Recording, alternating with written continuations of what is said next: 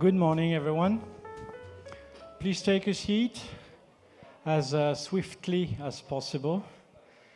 As I mentioned outside when gathering everyone, we've got a very dense program. Lots of roundtables, a few presentations, and a very short time span. There should be room for questions after each session.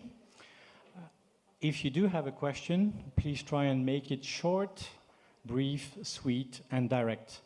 No longer explanations. We don't have the time for that.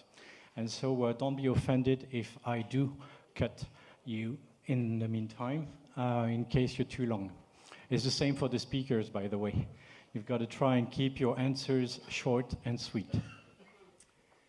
So welcome to the Environmental Symposium, the 12th one, at the Yacht Club de Monaco under the Monaco Ocean Week, which basically lasts the whole week. There's a number of events taking place at the Yacht Club over these 2 days, and we start with this symposium, which is also part of the Monaco Capital of Advanced Yachting umbrella. Advanced yachting because the whole objective is to make yachting obviously a lot more sustainable than it is today. This is why also this event is held in conjunction with the Energy Boat Challenge, the 10th edition, which will take place in July, beginning of July. And of course, you're most welcome to come and enjoy the event as well. So without further ado, a very brief introduction before we get on to the technical presentations and panels. And my words of introduction will start with a painting. If we can move to the first slide. Oh, by the way, one kind reminder, please keep your mobiles turned off or on silent. Thank you. Especially as the session is being recorded for video purposes.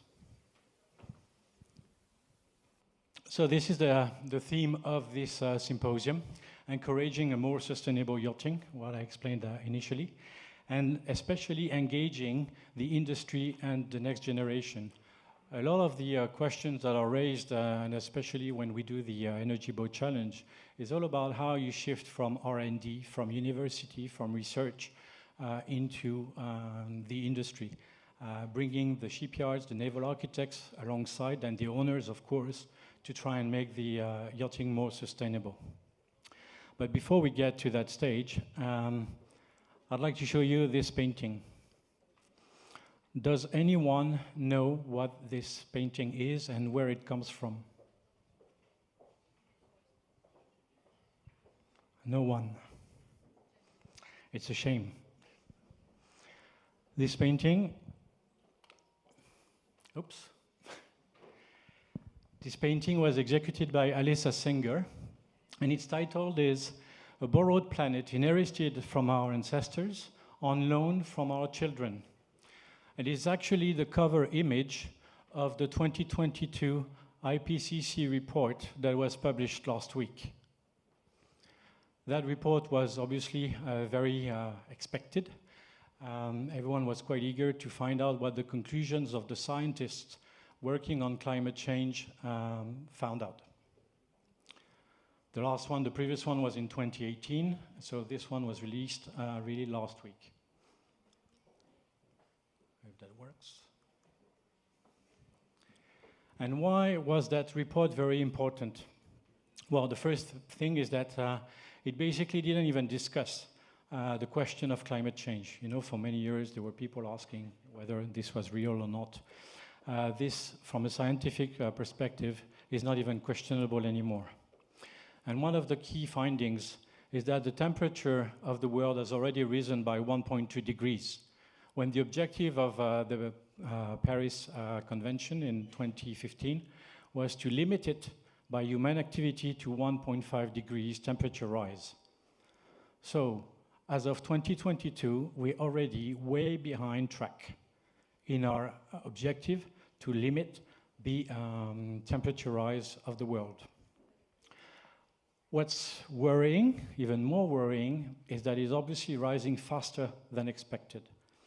And the consequences which we've already seen, witnessed around the world, from heavy storms to obviously drought, is that if we do go beyond 2 degrees of temperature rise, the consequences will be so damaging that it is impossible for our ecosystems to adapt. So basically, the fight must be taking place now, and we'll come to the yachting world afterwards. But the main thing about that is that if we don't do anything now, the consequences will be irreversible. One of the key conclusions is also that focus should be on renewable energies, obviously, and electric mobility, sorry, of low carbon origin. There's little point in having electricity from fossil fuel.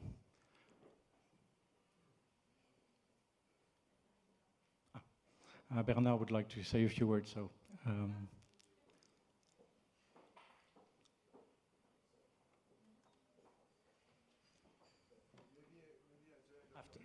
okay. Okay. So be ready to welcome Bernard at the end of this short presentation. In their report, the IPCC have identified basically 5 scenarios, and what they've done is to explain how, depending on the level of human action or inaction, the temperatures will rise above, obviously, 2 degrees, but up to 4.5 to 5 degrees, which would be a disaster by 2100. And at the moment, what it shows is that we are on track to reach 3.2 degrees, which is obviously not the ideal objective to achieve. I invite you to have a look at the detailed report. This is really a very, very brief summary. So what does it mean when it comes to the maritime world and yachting in particular? 95,000 ships transporting goods, freight, 10.7 billion tons of freight worldwide per year are being transported by sea, which basically means that the maritime world, as we know, does generate 3% of the greenhouse gases emissions. Of course, the IMO has set some objectives to be able to reduce that impact. What's interesting is that the base year for the calculations or the objectives was 2008. And then the objective is obviously to achieve a reduction of at least 40% or reach 50% by 2050, where obviously we're still very far away from attaining that objective. One of the issues with that objective is that it does not only apply to new vessels, but it is meant to be a reduction of emissions, especially CO2 emissions, for the entire fleet of vessels. Of course, yachting and merchant fleet. And in order to be able to achieve that, it doesn't mean that only 50%, let's say, of the fleet should be zero emissions. It means that actually we should look at the existing fleet retrofitting to be able to achieve a massive reduction of emissions, and that all new vessels should also be as low carbon as possible.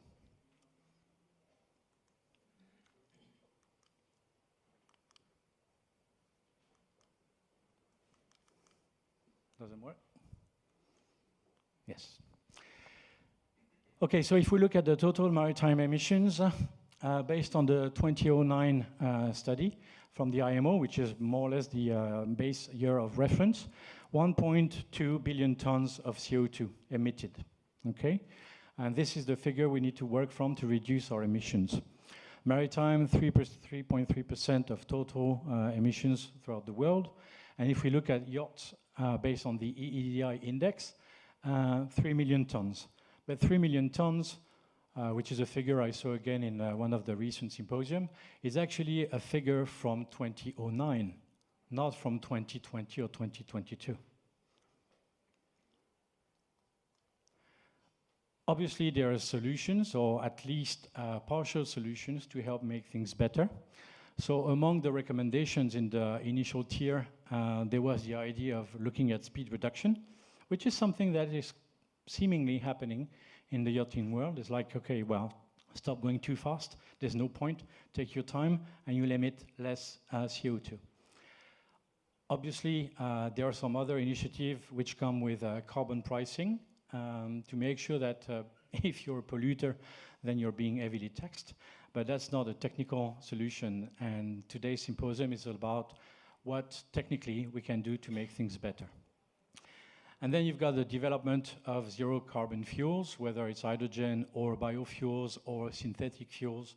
This is something that is slowly getting in place, but I would say only slowly. So when it comes to yachting, if we make an estimate of the... Recording in progress. Be careful. I'm being watched. If we look at the yachting side of things, if we look at the 3 million tons base year from 2009 and we look at today's fleet, the reality is that between propulsion and hotel load especially, we can estimate that for yachts over 24 meters is about 8 million tons yearly of CO2 emitted. Okay? Which, of course, seems quite low in comparison with everything else, but is already too much. There's been plenty of suggestions for how to make things better, and we will touch upon these suggestions and analysis that was, in fact, provided by DNV initially. I invite you to have a look at the various pathways to reduce carbon emissions. Some of them will be discussed today. But that's only for 20-25%. And the reality is that we need to achieve a lot more. Okay? So I've mentioned it before. If we want to do something proper to make yachting sustainable, it's not just 40% or 50%. It's up to 80% of reductions that we need to achieve in order to reach the objectives set by the IMO. And that is a figure that most people don't think about because they only see about what's coming, what's the upcoming fleet, but not taking into account retrofitting what's the existing fleet. And there's a lot of work to be done on that. And we'll touch upon this data with the first roundtable, and then we'll touch upon the technical solutions that are proposed by some of the speakers here to share with everyone. Thank you.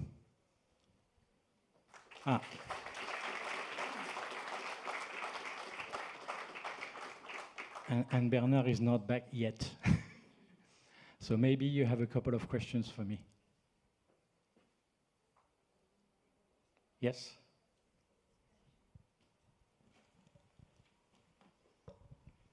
Hello. You just mentioned the emissions for yachts over 24 meters, which is a small percentage of the total number of boats or yachts worldwide. Is there any data below 24 meters? Well, not that I know of, but technically we can easily calculate it once we have data based on their daily use, I would say, the total amount of fuel that is being consumed. And that exercise should indeed be done for the smaller units, which ultimately represent more than 95% of the total cruising. I mean, yachting, boating, the difference between boating and yachting can be discussed. But if you look at boating, it is 95%, over 95% of all the boats afloat are less than basically 10 meters or even 8 meters. So, but the thing is that they don't consume a lot. They don't have hotel load, but still, of course, and they're not used that much, but still, they are also pollutants. So it'd be an interesting exercise to do as well. Our focus is more on the super yachting side of things. Thank you. And we'll have, with our first panel, we'll have some explanations about data collection and how and why it is important to do so. Any other question? All right, so before Bernard arrives to say a few words, I would like to call on stage, and I'm not going to give everyone's titles because we need to save time, so, and everyone will introduce themselves anyway. So I would like to call on stage Dr. Vienna Eleutheri, Nathalie Kever, and Ollie Taylor.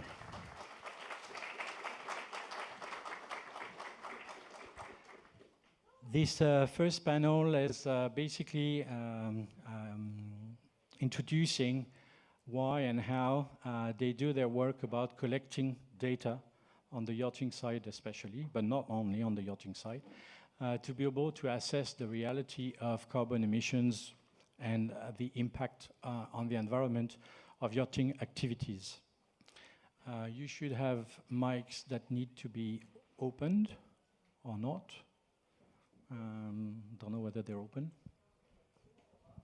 So the way we're going to conduct these roundtables is a very brief introduction by each of the speakers to explain what they do. And then there will be questions. And there will be questions either from myself or first from you, because I'm sure you'll have plenty of questions. And shall we start with Nathalie, and then we'll carry on. Hello, everybody. My name is Nathalie Kever. I am the project leader for the Sea Index, which is an in-house initiative initiated by the Yacht Club de Monaco and Credit Suisse. We're now in our third year, and we devised a tool, and we created an association to go with that tool. So Laurent was talking about the EEDI index for shipping. We created an EEDI specific to super yachts, which allows super yacht owners to compare the energy intensity of their yacht, providing that's over 40 meters, and if it has a displacement hull and is motor propulsed. Hello everyone, I'm Vienna Eleuteri. I'm a sustainability scientist. My background is sustainability. And from the point of view of the knowledge, how to really become more sustainable. And I started my work within this amazing industry more than 10 years ago now, when and where sustainability was really a very strange name. Probably many of you can remember how strange it was for me to jump in this industry and starting talking about this. But then within a long experience within a shipyard as a sustainability manager, I had the great opportunity to build up a model, so-called water evolution model, that was recognized in 2015 by the United Nations and UNESCO. And that was really the starting point for sharing with all the stakeholders within the industry. And thanks to the forward-looking shipyard owners, media, lots of people, really nice people, jumped in this journey. And in 2018, the Water Evolution Foundation was born. I serve as a vice president of the foundation, but more than this, I'm part of an amazing group working to bring sustainability as a real, let me say, an ecosystem of tools and solution and message to facilitate this amazing path we need to do all together. Hi, I'm Ollie Taylor, Associate Director for Anthesis Group. So my background was in the industry, working for 15 years for a number of different manufacturers, mainly on the production side, not so much the super yacht side. And now I'm the project director for Marine Shift 360, which is a life cycle assessment tool designed for the industry. So the tool itself gives manufacturers the power to understand, manage and reduce the impact of the vessels that they're producing. So it follows the standardized method for LCA, but in a streamlined sense. So it makes it very simple and quick for manufacturers to understand that impact. So we work with a really broad cross-section of the industry at the minute, and we also have a lot of free users, so we work a lot with academia to start understanding what options are available for the industry to fundamentally reduce the impact. Thank you. Have you got some questions for our panel? Basically, there are two aspects to this roundtable. There's the data collection and what Water Revolution Foundation and Sea Index are doing. And there's an aspect of life cycle assessment, which is something that, in fact, neither Water Revolution Foundation nor Sea Index are really dealing with. So if you have any questions, please raise your hand, and if not, I will ask questions. Yes, please. Hi, thank you, Ali, for your explanation. So you work with the production side, right? Yeah, predominantly at the minute, our focus has been sub 40 metre up until this point. But that's not because the tool isn't capable of working on a super yacht. The tool is incredibly flexible. You could model a 100-metre super yacht, or you can model an Optimist sailing dinghy. It comes down to the fact we saw more opportunity in the production side because there's volume production, and the ability to have economies of scale to affect changes existed more in that area. Plus, obviously, the WRF have been focused and C Index have been focused on super yachts, so we didn't want to go and attack that market as such. We felt actually the production yacht market is where the strength of our tool is, but fundamentally anyone can use it to model any vessel at all. But do you help these players to optimize also the production, because the naval production is not as efficient as the automotive one, and if you want to make it really happen, the change and the transition, I think there is a lot to learn from the automotive industry and take some of the innovation, because they are forward from the boating industry. So we can save time, we can save the process, we can save money, and of course go in a path, more sustainable path. Yeah, there's definitely a lot to learn from the automotive industry. There's kind of two answers to that question. One is on the production side, about making more efficient production. Certainly a lot there. And we as a tool, what we do is you will measure your baseline impact for your current product. And then from there, you can run some scenario analysis, essentially, to work out what can we do, what levers can we pull to reduce the impact. So it could be material substitutions, it could be propulsion system changes, it could be the energy input into your facilities, moving it from a kind of fossil-based grid mix to a renewable energy. When it comes to actually optimizing these vessels, though, just applying what the automotive industry has done is not necessarily the direction I would recommend. Obviously, pushing a vessel through the water has far higher energy requirements than pushing your Tesla down the road. And what we found, and this is probably not a popular opinion at the minute, but I think over time people will come to understand it, is just electrifying or putting a hybrid system in a yacht as it exists today won't necessarily reduce your environmental impact.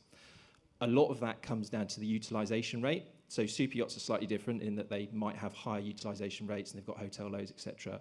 But in the sub 40 meter category, there's data from Icomia, for instance, where the average annual usage for a sub 24 meter boat is 50 hours per year.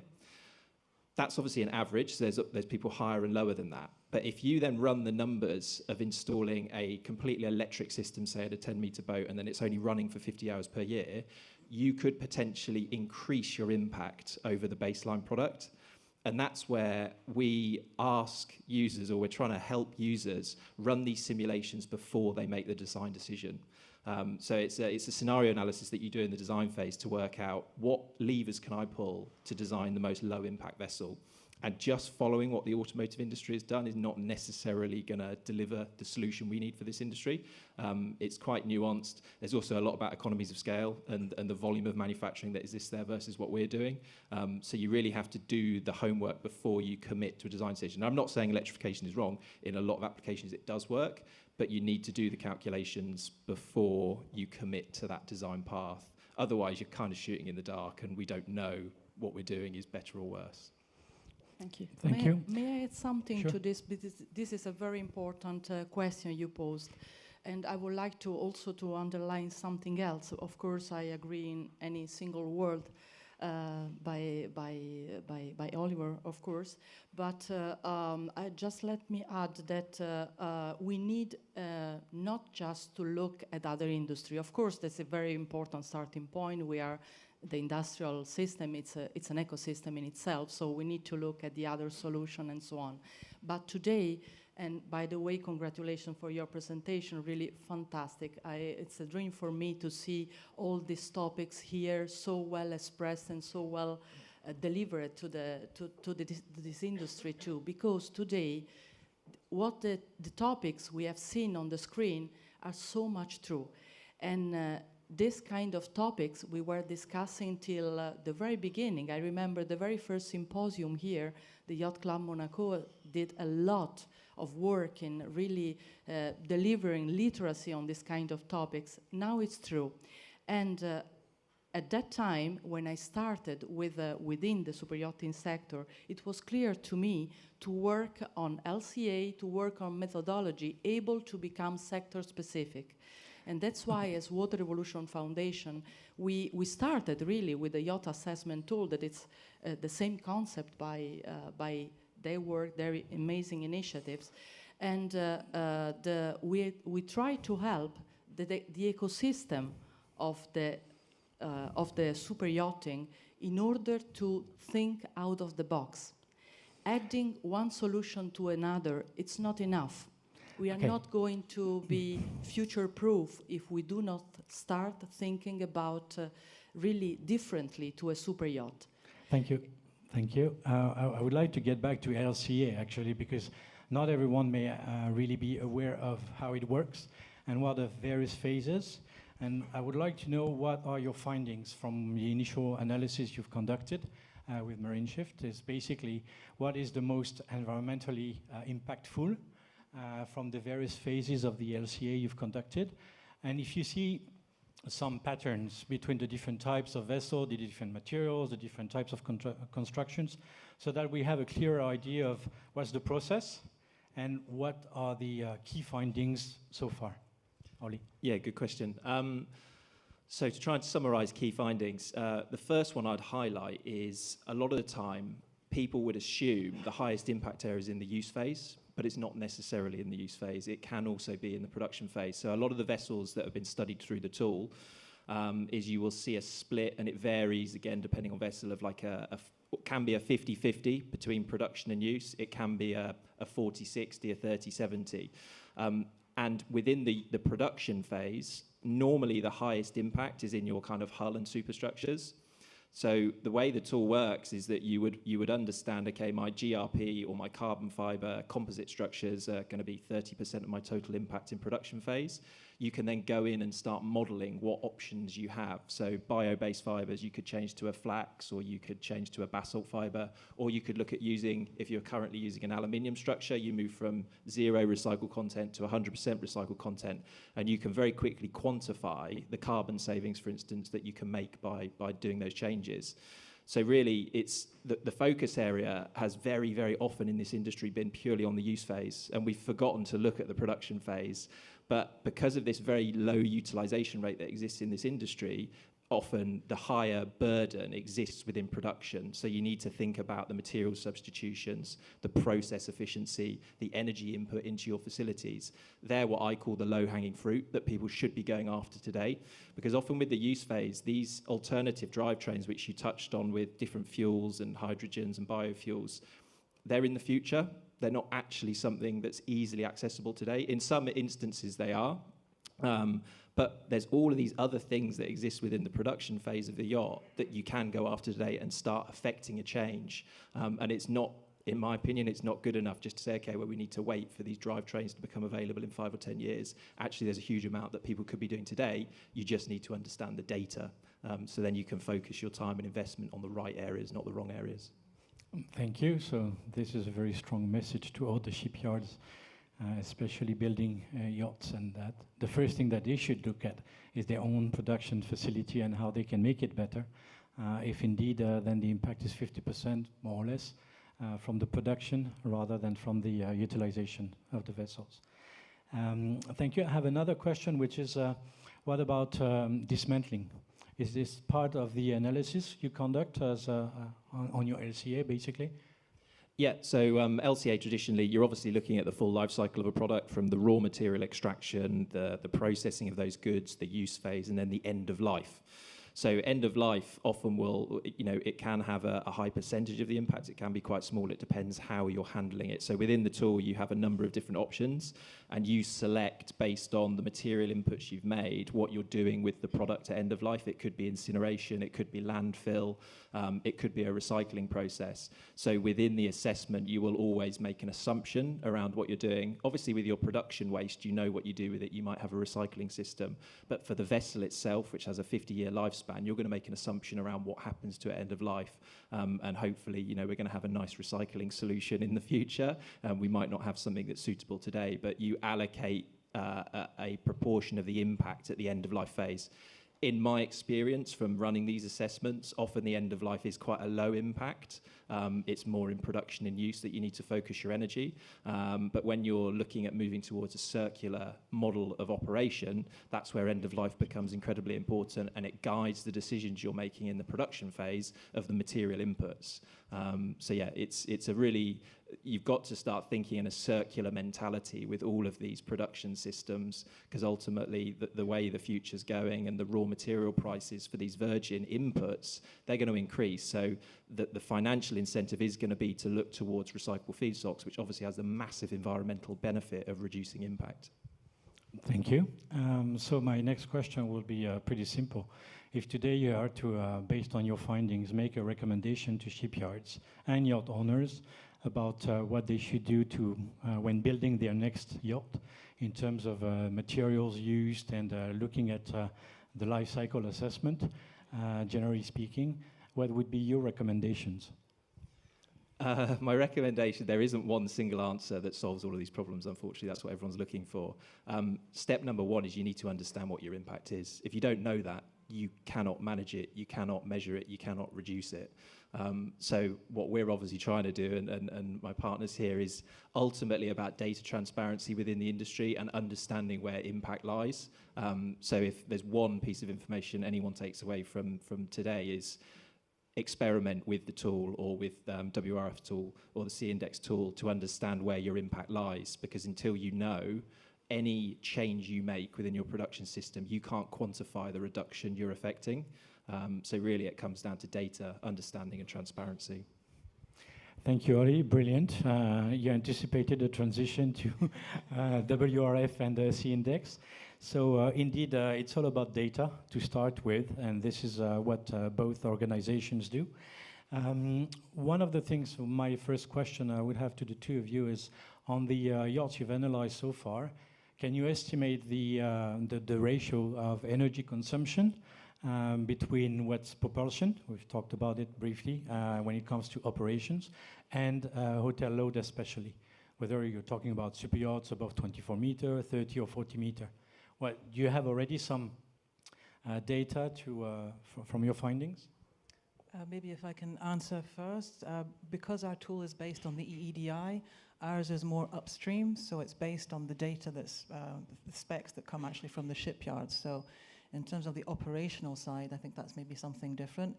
However, obviously we applied a typical operational profile to the tool because, as was mentioned before, we're not in shipping, we're not transporting goods from A to B, with obviously the heavier part being the hotel load.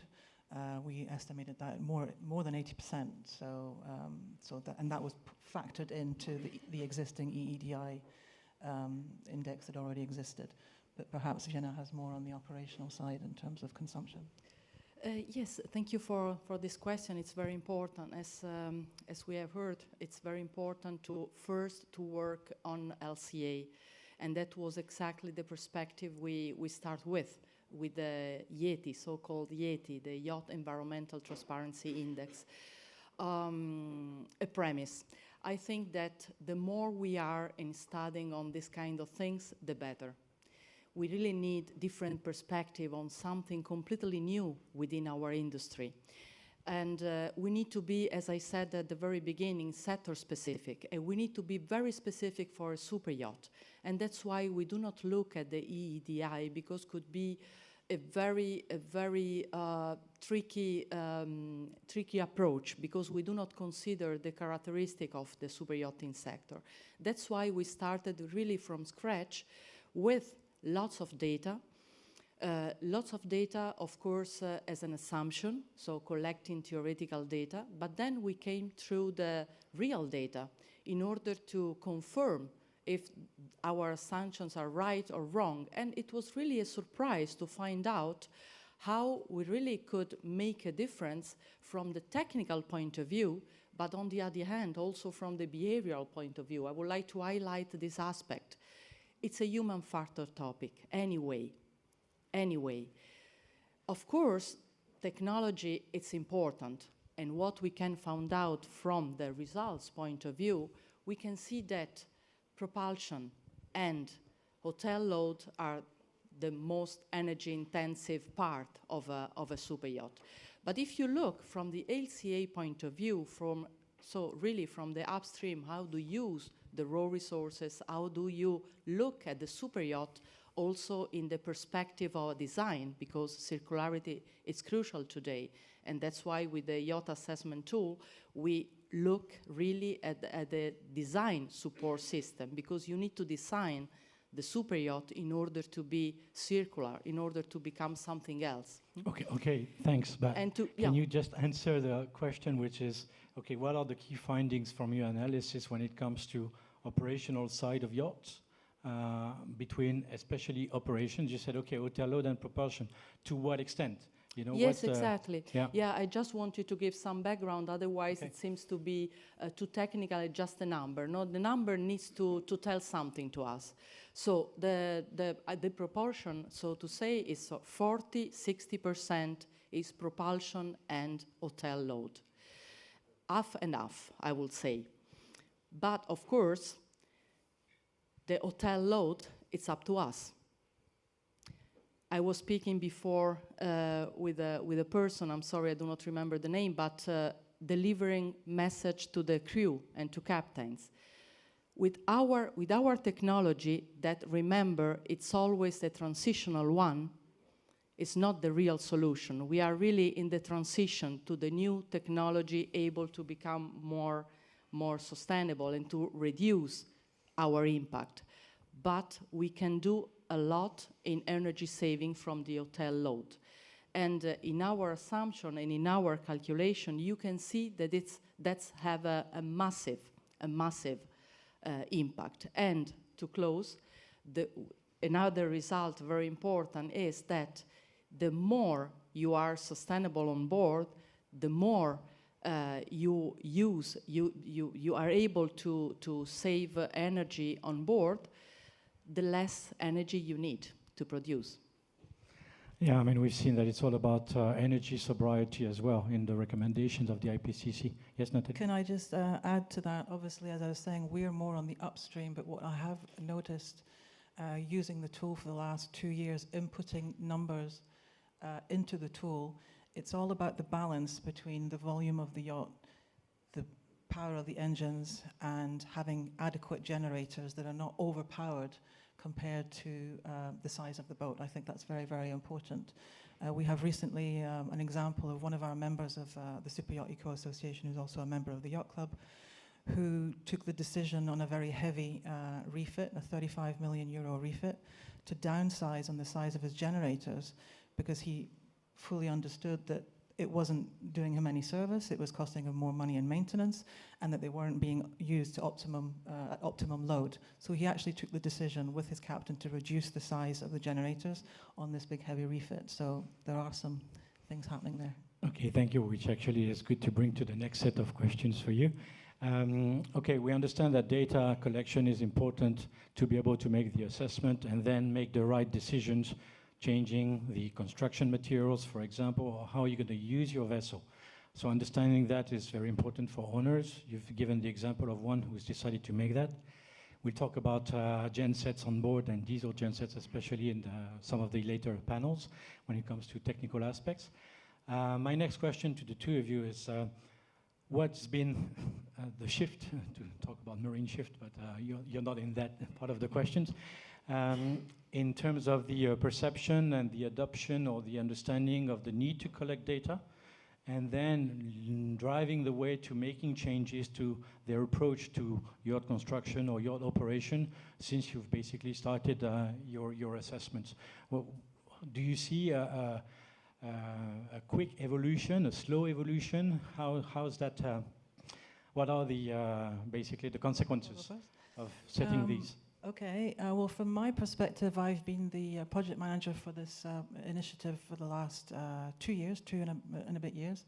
When I arrived, the project had already been launched in 2021. The Yacht Club had launched the Sea Index, and it was in phase 1 at that time. Then I arrived in March 2021, and then took it from there.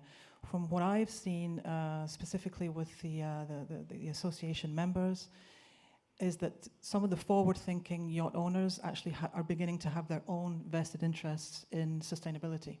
So there is a desire from them to actually be in line with their private lives and their professional lives, which is, I think, great news for everybody. So that's just my sort of impression from that. Things are moving. We have the early adopters, what we call the early adopters, and we're hoping with the initiatives that we have here at the Yacht Club, for example, we've launched a small initiative, which is we have the mandate over the marina that's here. And we decided last year that members of the association that achieved a minimum of 3 stars in the Sea Index got a 5% discount on the marina, and the ones that achieved 4 stars got a 10% discount. Now, it's not about the money, but it's about peer pressure, it's about image, and that has started to work, and we're very, very proud of that. And these forward-thinking people, we believe, will, collect the pace for the other ones that will adopt. But according to you, we're still an early adopter stage. Then it's not mainstream yet. In my opinion, yes. But if I can just finish before handing over to Vienna. I was part of a round table across the water yesterday and the day before at the IHO, and we talked about policy, marine protected areas, etc. And one of the central key concepts was about ocean literacy. And I think everything that we're doing here is about ocean literacy for policymakers, for the stakeholders, for the private yacht owners. It's all about that. The Sea Index little thing that we have here that we asked Lloyd's Register to develop for us in terms of the image, I wanted something that was going to be visual so that the yacht owners can see with the amount of CO2 that's put into the atmosphere. We talked about the 5 million tons earlier, and our colleague in the room, Malcolm Jacatine, had actually put that into even more visual terms because it's the equivalent of the emissions of Nicaragua. So talking about ocean literacy, making people understand what their impact is when they make those choices, whether it be charter or sales, I think is very important. So much true, Natalie. I totally agree. And here our challenge is really to bridge the gap between what we know and what we do. And that was from the very beginning this kind of challenge when it comes to speak about sustainability. Regarding your question and going straight into the point, I want to underline that the things we are doing all together, also the three of us, it's really delivering easy tool to be used in order to have a real understanding. Because the more we know and we share this knowledge, the better we can do all together, the better we can find solution. And I want also to underline that the Yeti project is just one of the activities we have within the foundation. As I said, it's an ecosystem of solution delivered to the industry, but also coming within the industry. The Yeti Index comes from a very strong desire and proposal by an engineer. I want to thank him, Bram, by FedShip. He was the very one saying, we need to define the constraints, which are the base, based on which we can compare one super yacht to another. If we cannot be crystal clear, it's something we cannot really follow up with. And today I see the mainstream, the mindset changing a lot, and is accelerating. And I want to underline the fact that the Yeti project, it's really started from a person, but became immediately a joint industry project.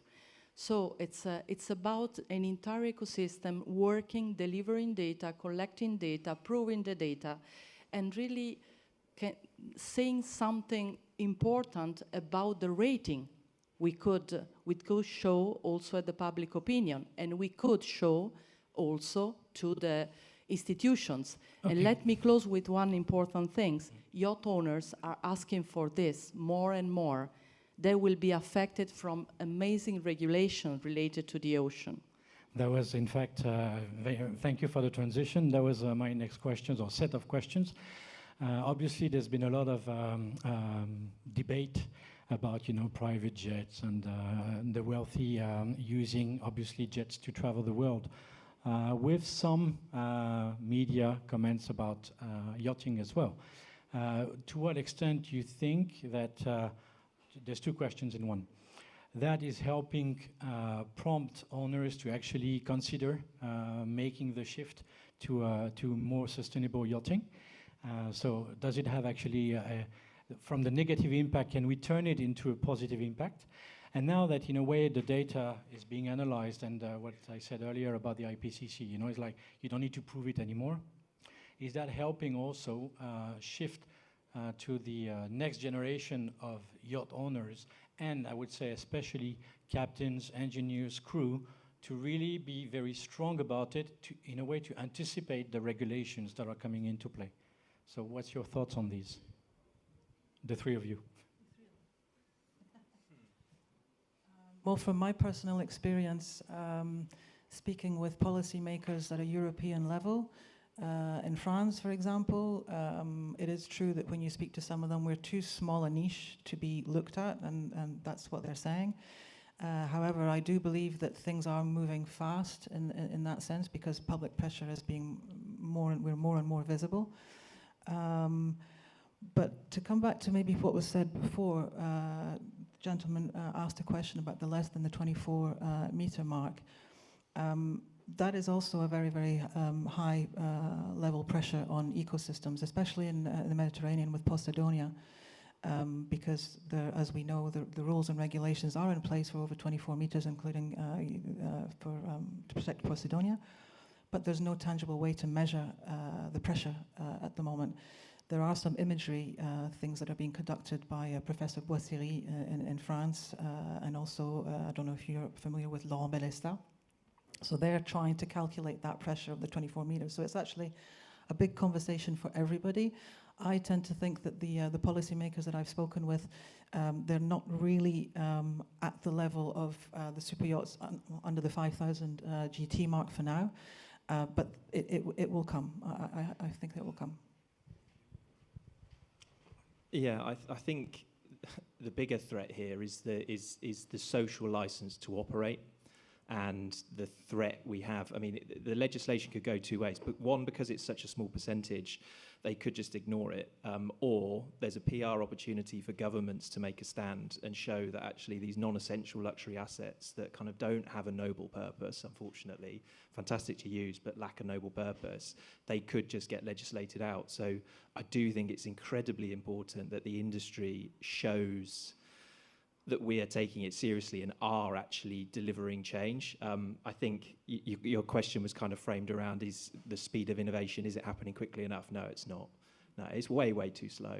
And I think a lot of people are just trying to ignore the reality of the situation we're in. And the IPCC report is great timing for this event, because it's so clear in the messaging it gives. We are going to go through a massive transition across all industries. You know, the sustainability revolution we're in right now is going to be the biggest change we will see, bigger than the Industrial Revolution, bigger than the digital revolution.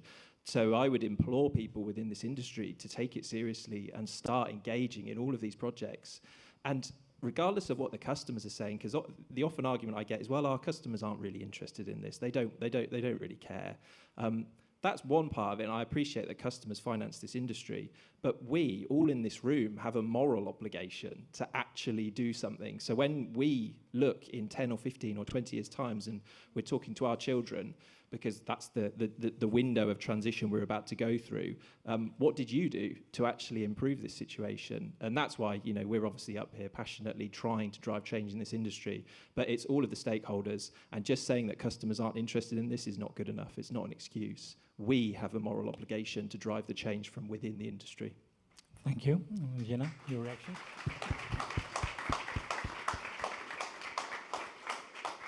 Of course, I agree on any single word by Natalie and by Oliver, absolutely. Just let me add something important to this, that we are not anymore within the sustainability revolution, in the sense that our entire economic ecosystem, our societal ecosystem is shifting within the so-called regenerative revolution. And what does it mean? That we need to go beyond sustainability. We do not have no resources, not even financial, natural, raw materials, whatever, energy, whatever the resources, we do not have enough to pay today. And I always underline the fact that the ocean is the natural ecosystem, the marine ecosystem, is our most important shareholder because we rely on the state of the ocean, but not only as an industry, as the entire planet, because it's our life supporting system.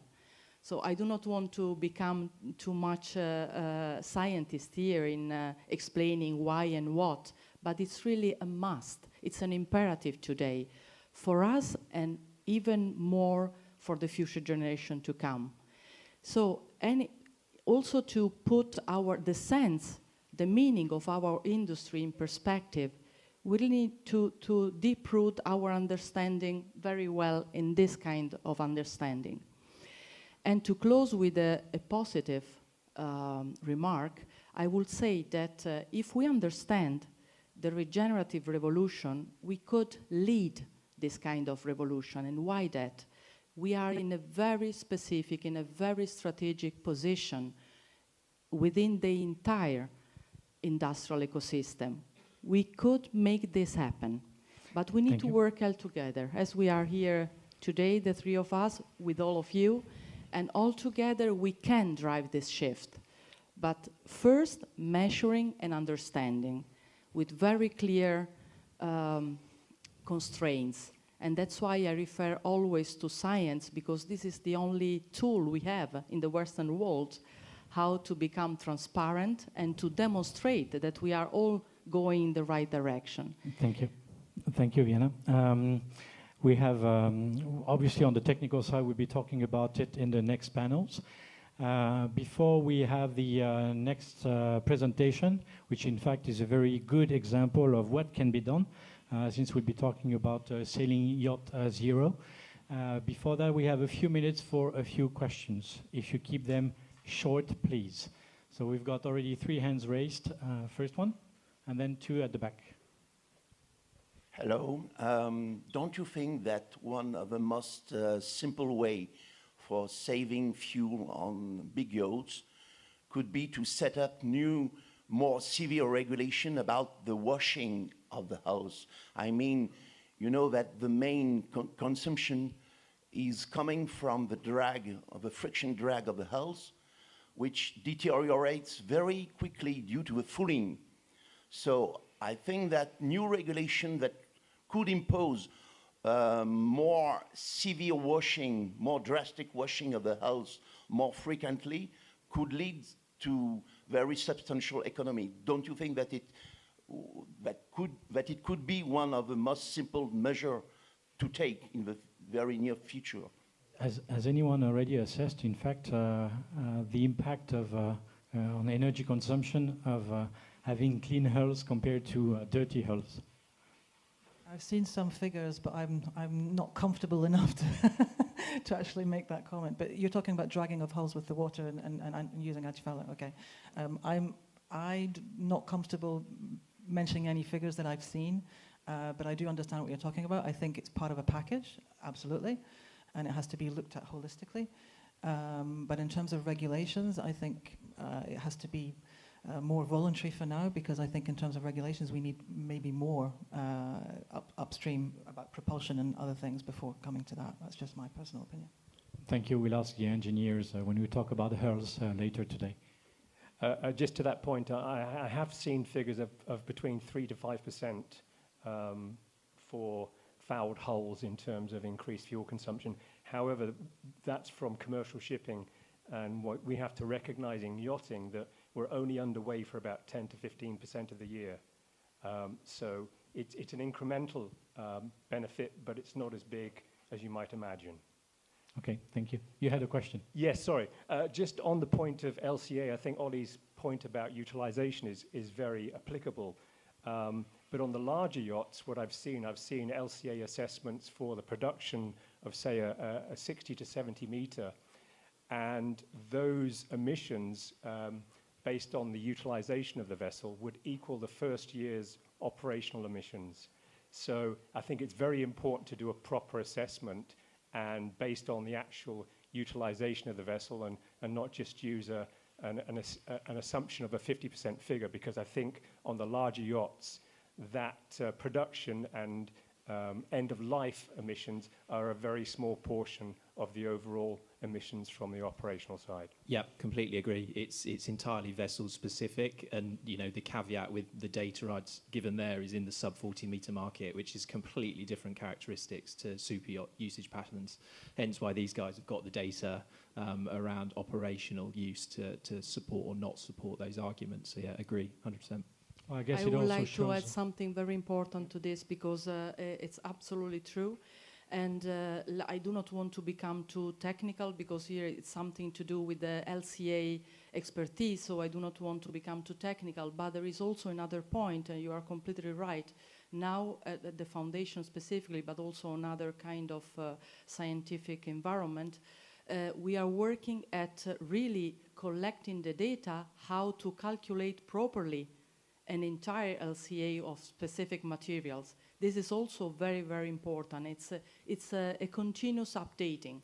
So if you, of course, I'm just close saying that if you want to say to know something more specific on this, please go on the website and contact us, and Okay. we can give other information. Thank you. So I guess one of your points is also that obviously the super yachts are used a lot more.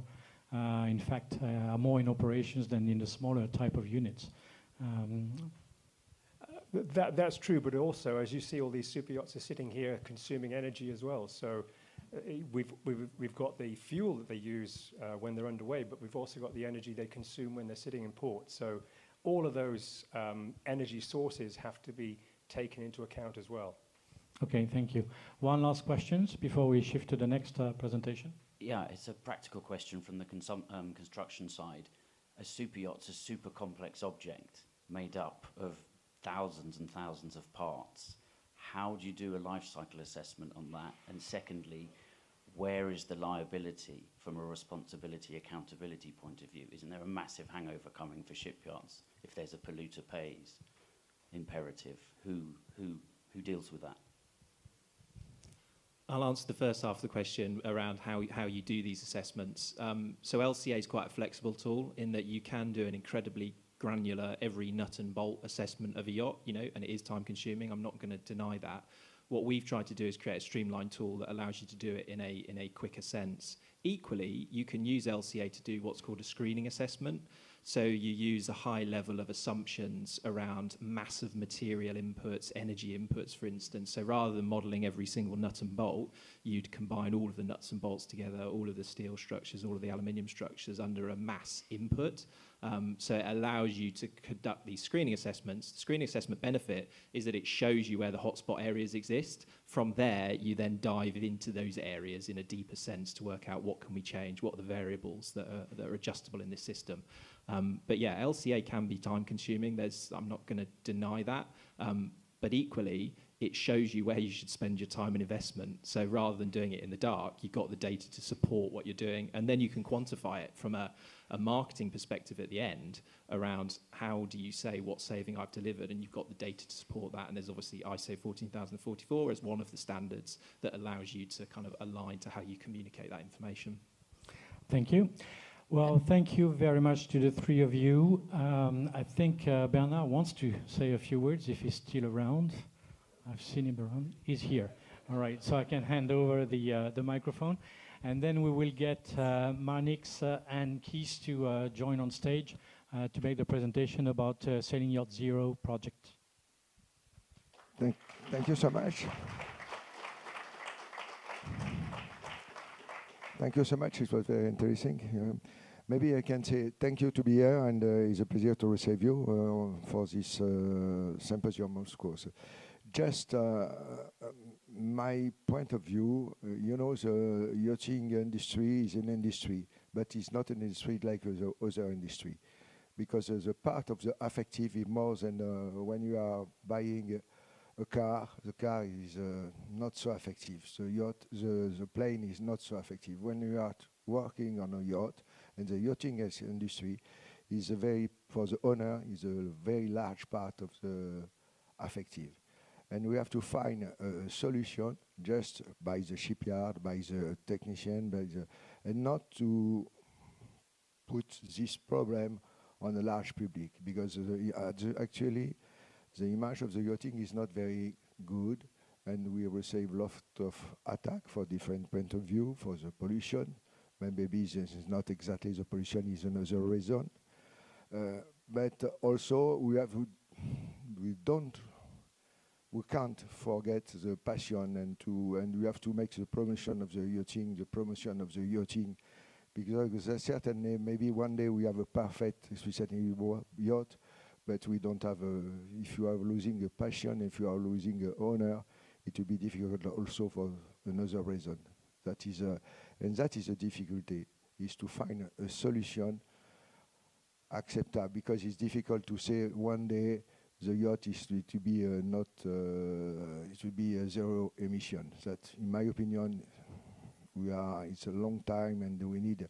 Of course, we can make a lot of effort, and thank you for the shipyard and all the technicians that are working on this part. But don't forget the passion of the owner, and we have to keep and on contact with the owner, and to know exactly, and we have to give. The yacht is something is for the pleasure. It's not a source of the ennui, and it's not boring. You have to find something very easy, and you have to provide something very easy to the yacht. And of course, we have to move. The yachting, it can stay like this, but in the same time, we have to organize the future of the yachting with raisonnablement. Thank you for that. Thank you to be here, and thank you for your participation. Thank you again, and see you later. Just another thing, we chose to have this symposium during the Ocean Week, because the Ocean Week, organized by the Foundation Humberto, start on Monday, and they are still working on Friday. Just we have in the same time you have this symposium there. We have a captain forum also in the club in the same time in 2 days. Upstairs we have a smart yacht also. Is a small company is making a presentation of a smart yacht. And during these 2 days, we would like to be what is a yacht club. The yacht club is a platform for the presentation of the innovation, for the presentation of startup, to help the yachting, and to help the owner to continue on this passion. Thank you so much.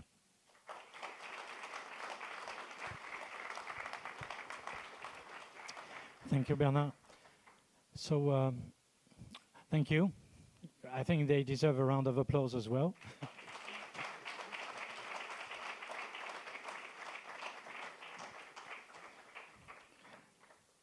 We try not to take too much time for the pictures.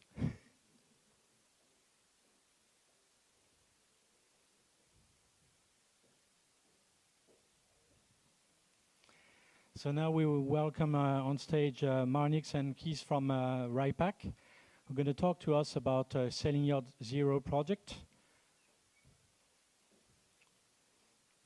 You want to sit down wherever you like. You've got plenty of space for the two of you, or you can take my space, no problem. And then I can watch the presentation as well. Thank you. Welcome, gentlemen. Thank you. Maybe we can play... Something is stirring. A vision for the future starts by imagining what's possible. Foundation Zero emerged from a deep commitment to a singular vision, to openly share ideas, designs, data and learnings, so all may benefit. We have only the sun and the wind to get energy from. It can't be answered with no, not possible, never been done. I don't see an easy solution there either. So how could we harvest heat?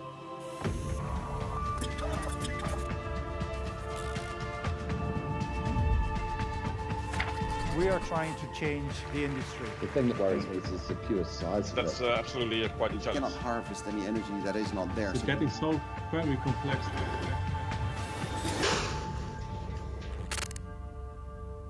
It is what it is.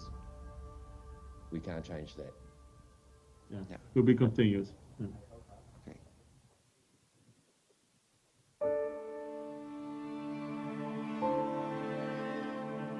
Foundation Zero is on a mission to make sustainable marine travel and hospitality solutions a reality by developing the world's first fossil-free yacht of its kind.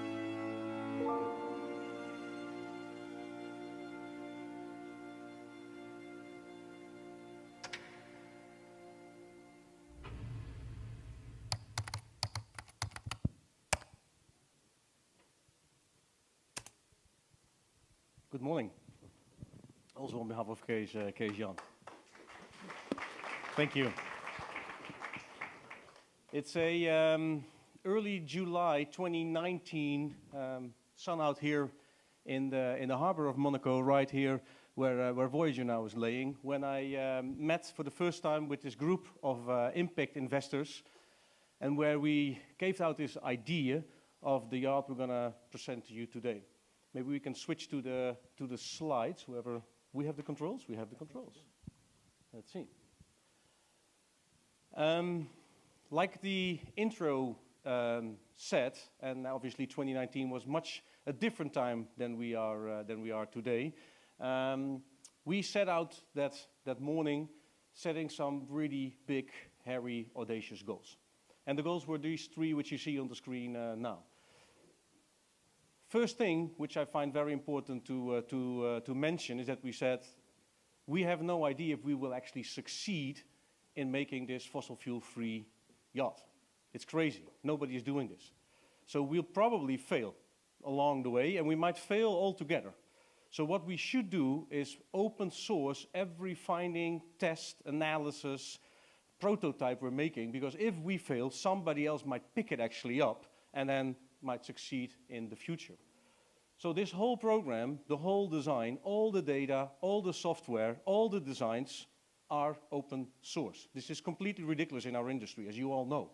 It's always, you know, hush hush on this, don't talk about that. We all know a lot of stuff, we don't talk about it with each other. This is a project we have to talk about, and we should talk about. And the second thing is, and it's really the second thing, is that we said, okay, we'll do this without any fossil fuel. This also meant that we said, we will not have an engine installed on this boat. That was the proposal around the table. We just simply don't install a combustion engine. And why?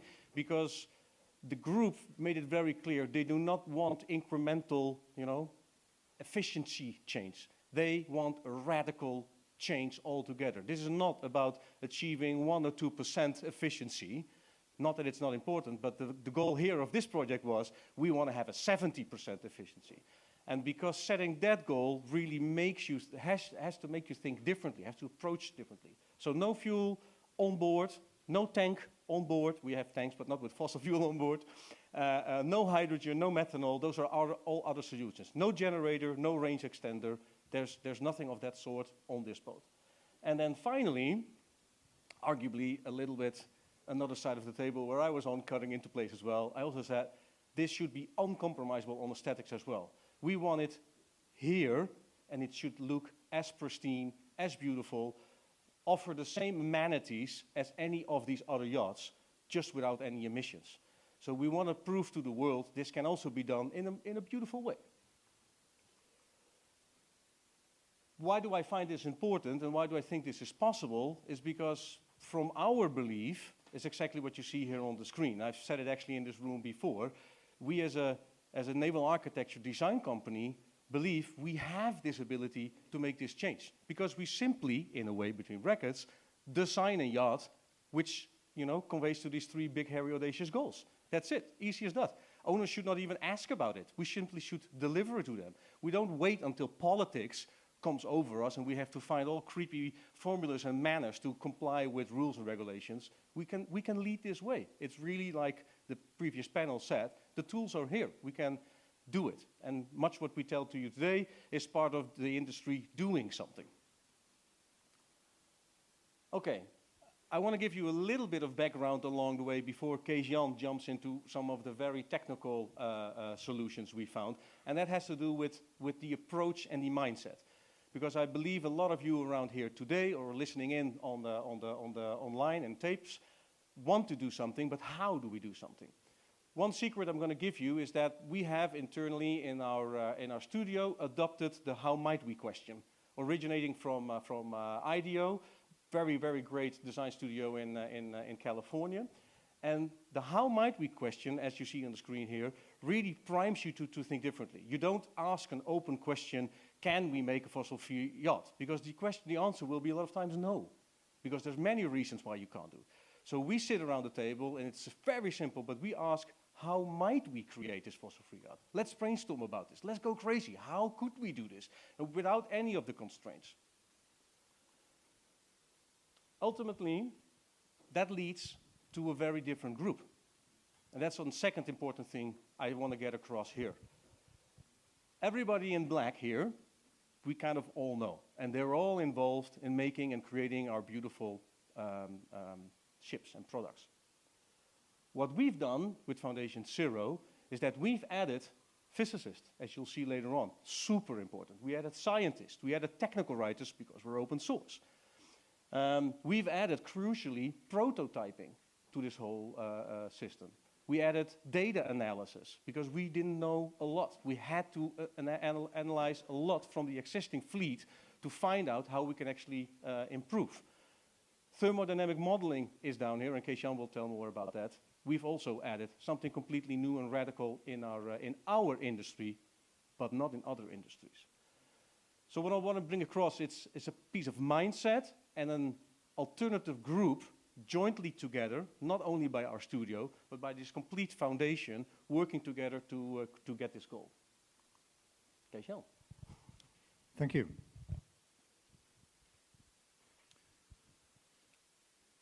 All right. So this is something we all know, but it's important to keep in mind. When you're out there, the only thing you have is the energy you carry with you or that you get from the environment. You cannot make energy. You cannot sit down and make energy. And this is a very important key for this project because we're so used to bringing lots of diesel fuel, which we then convert into various useful forms of energy on board. And this is a very, very efficient source of energy. So efficient, it's really hard to get away from. All those conversions, though, come with a price. If you consider diesel, you go from diesel to heat to kinetic, and then to magnetic, finally to electric, and then you start using it. And that's assuming you use it at all. So thinking about energy is a very important topic, and we're used to not think about energy on board of ships. So how does that work? Let me take you, I want to do two things on this. I want to take you along the route of the thinking that we had here, and a dip into some of the engineering, and then I'll talk about the open source, as Marnix mentioned. One of the things we set out to do, and I can see Ollie going, hey, wait, that's only operational. One of the things we set out to do was to get an operational profile of this boat. And this is actual data that we've measured on a similar boat, not the same. She doesn't exist yet, but close enough. And we've tried to measure actual data because many of the figures that I see are based on maximum usage or capacity, maximum capacity. It's all max, max, max. This is actual comparison. And you'll note that propulsion is missing. And I'll get to why that is in a minute.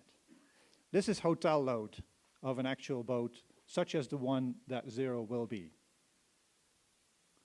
This is a lot of energy. If you look at the battery capacity, you can last about 2 days. If in your thinking you take out the diesel engine and you put in batteries, even at the scale that we do it at, you only have 2 days, and then you have to go sailing. So how do we deal with that?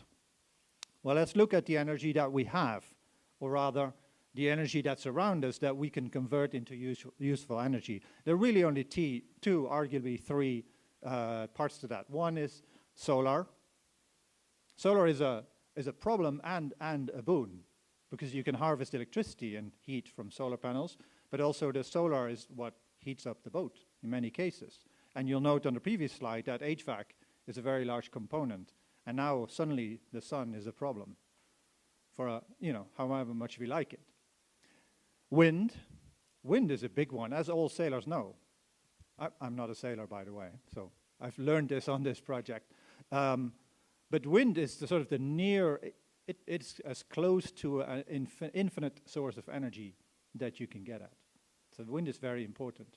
Via the water, you note that this is an actual drawing of Zero, by the way, in case you're wondering. This is what we're going to build. You'll notice the pots that we'll use for hydro generation. So wind is a very important one. And you'll note as I speak about this that my conversation falls apart into sort of two components. I talk about thermal energy and electrical energy. We're not used to thinking like that. But this is actually critical. This is the key to being able to build a zero-emission sailing yacht, is by splitting your thinking. You're used to thinking out of diesel and say, okay, everything is diesel, then electric, and then we can go to thermal. But if you skip one step, you keep in mind that some thermal energy can be harvested directly. Suddenly the whole thing becomes different. Also, you'll note that electrical energy use on board isn't all that big. And to your point, Vienna, the human aspect to this, human behavior, HVAC and cooling, is very much a component. How hot we shower is very much a component of human behavior. So this is important. But we're uncompromising, right?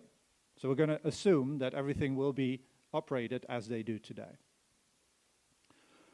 So this is the key on this slide, and it's so simple it's hard to put into numbers, but think of your system not as an electrical system that happens to also do HVAC. Think of your system as having a thermal component completely separate from your electrical component. And now suddenly that battery that only lasted for 2 days for the whole thing can last you 2 weeks, which is rather different. The sun is also a very interesting beast. Like I said, it gives you a problem by heating up your boat, and it gives you energy. And lots of people, when they think about solar energy, think of PV panels, photovoltaics, electricity from the sun. Now, if you look at solar panels, they're actually quite inefficient. Numbers quoted are 14, 18% efficient, and that's being generous here and there. If you look at this graph, on the x-axis, you see all the light, the different colors of light. And going up on the y-axis, that's how much energy of that light is falling onto the boat. What's interesting, that blue area, that is the energy you can harvest as electricity. Only that little blue area in the corner there. The orange area is what comes in directly as heat. Okay, so how can we cool a boat? Today we do it mostly electric, but it's very simple. There are cooling systems out there, and you can literally go into the store and buy them. And they take hot water in as a source of energy rather than electricity. So by harvesting heat from the sun, you can cool the boat. It's hard to get your head around. It's hard to understand how these cooling systems work, but they work, and we've tested them. And we've gone so far as to try to construct solar panels where we can take the heat of them as well as the electricity. And then suddenly you can get up to 60% efficiency from a solar panel. This is as far into engineering as I'll go. I was warned to keep it light. But these are test systems, and my responsibility is to collect data on these. And then we do see, indeed, hey, there's about twice as much energy in heat coming off of these, even with the simple and rather crude prototypes we've made.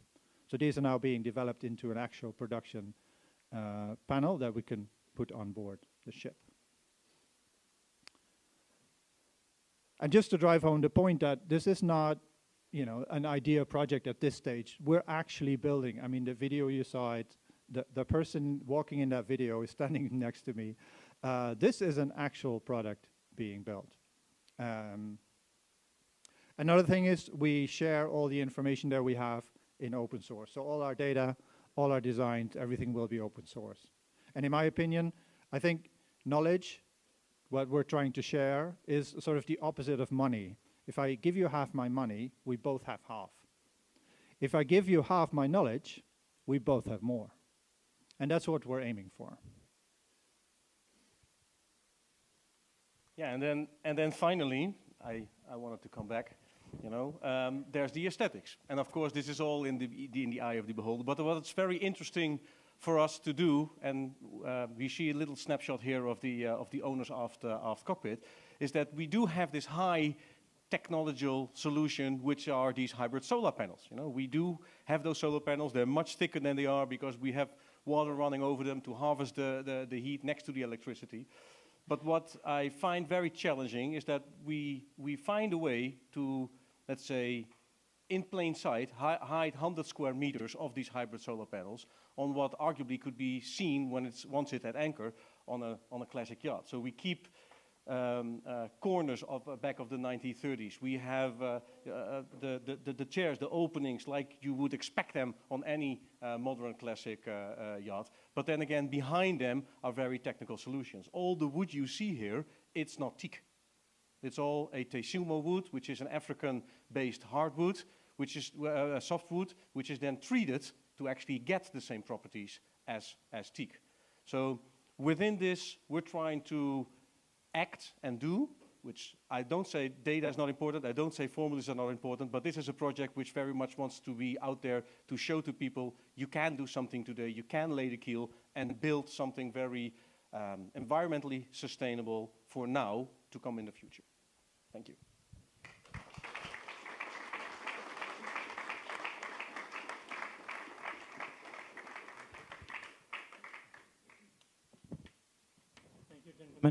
Thank you, gentlemen. Great project, well, which I wouldn't call project because it's a reality, or it's coming into reality. I'm sure you'll have plenty of things that you want to ask them, but I suggest that we do that over a coffee break because we're pretty good on time. And so we've got 15 minutes, well, 10, 15 minutes. I'm saying 10 to make sure that within 15 minutes you're all back in so we can get on to the next panels. But thank you again very much, and please enjoy the coffee and time to exchange.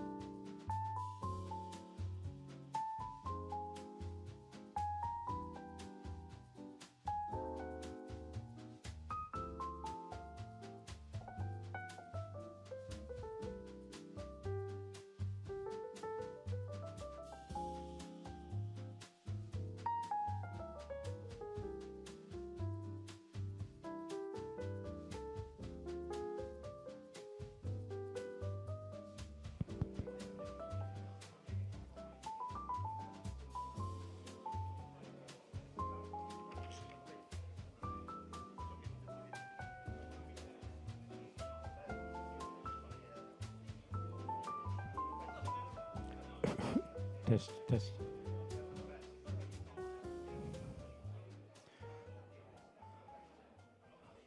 I doubt everyone can hear me outside.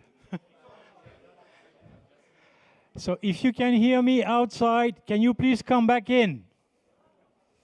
And if you can't hear me outside, can anyone who can bring everyone from outside back inside?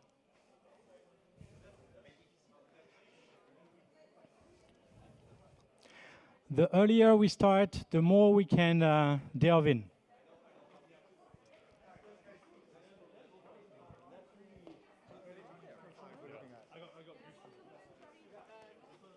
Ça y est, ça discute, ça discute. Allez, installez-vous.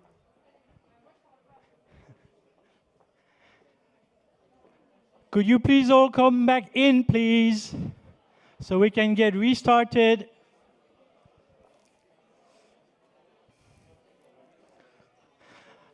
You probably can't hear me outside. Can you hear me outside? Yes, you can. So you've got no excuse. Could you please come back in so we can get started again? We've got quite an intense program to go through. So please back in. Please come back in. Take and get ready. Please come back in.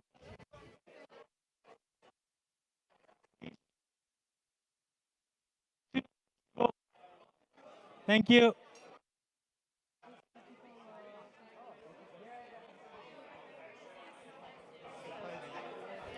The break is over.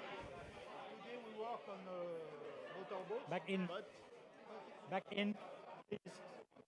Please come back in.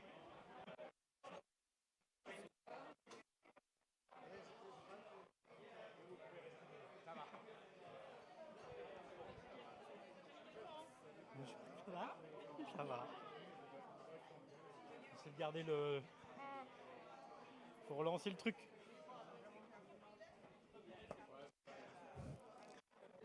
Break is over. Please come back in. Good.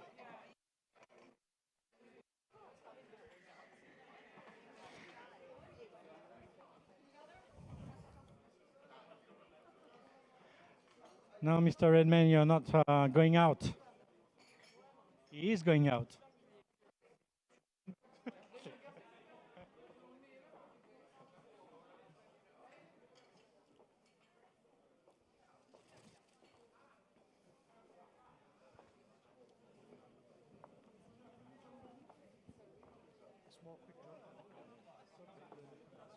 Eh bien, ça va?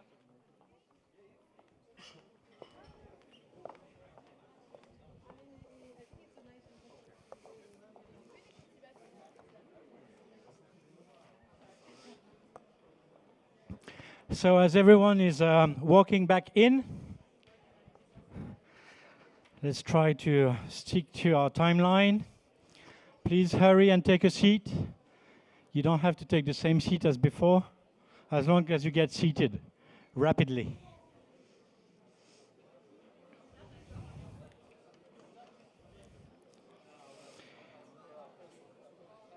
So the second roundtable, just to anticipate a bit as everyone comes back in. So the second roundtable is about the future of yachting, and the seed is with the younger generation. We're going to have basically three roundtables. And the first one is the one more technical about drivetrains, basically. We did touch upon propulsion in the previous panel. We did cover, obviously, propulsion and operation. So we'll have one panel about drivetrain solutions, covering various topics from batteries to fuel cells. And then we will talk about basically hull shapes and how to make boats more efficient when it comes to designing vessels, improving their efficiency on the water. Once we have finished with that, we'll talk about R&D and how you shift from R&D to actual development and industrialization of solutions and the adoption by the market. So for the first panel, and there will be no coffee break, by the way. The next break will be for lunch. So for the first panel, I'd like to call on stage Emma, François, Rory, Carlos, Michele, and David.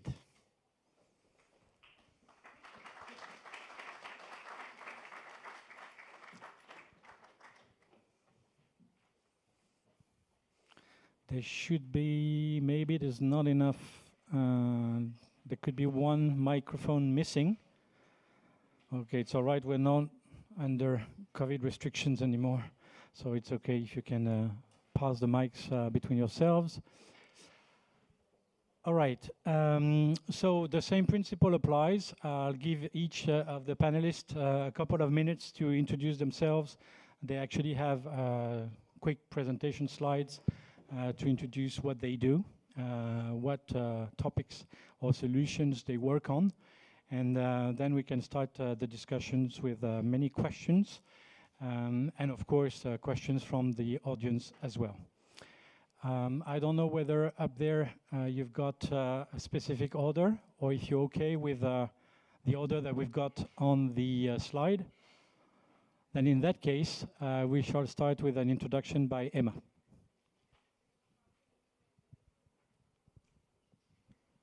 Thank you. Hi everyone, I am Emma Alblas from the TU Delft Hydromotion team. We are, here's our design of our boat of this year. We are a student team from the Technical University of Delft, and in 1 year we design, build, test and race a hydrogen-powered boat. So here we have the design of this year, and in the next slide, yes, there's our team, because we are doing this with 23 multidisciplinary students. We are all from the Technical University of Delft with all different backgrounds. And in 1 year, we do this challenge together. Thank you. François? Hello. Thank you. Good morning. My name is François Richard. I'm the co-founder and CEO of La Neva. So we are a company based in Monaco, started in 2018. The first target was to develop a 100% electric boat. That is now, I mean, last year she was selling in Venice. And meeting after meeting, we got a lot of inquiries for electrifying existing boats. And this is now what we're focusing on now. So we launched last September in Monaco our first, what we call retrofit kit, that was installed on the Riva Ariston from 1961. The idea for us is to work on components that are coming from the industry, some certification. Yeah, the idea is really to develop industrialized kits for the boat that we electrify. Next slide, you see some pictures from the project. There was last September, as I mentioned, during the Monaco Yacht Show. So you see the integration here in the Riva.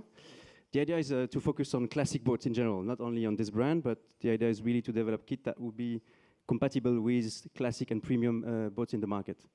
And here, the last picture on the top here is with the government of Monaco. We got some support, of course, from the Mission pour la Transition Énergétique. That was a big partner of this project. Thank you. Thank you, François. Rory?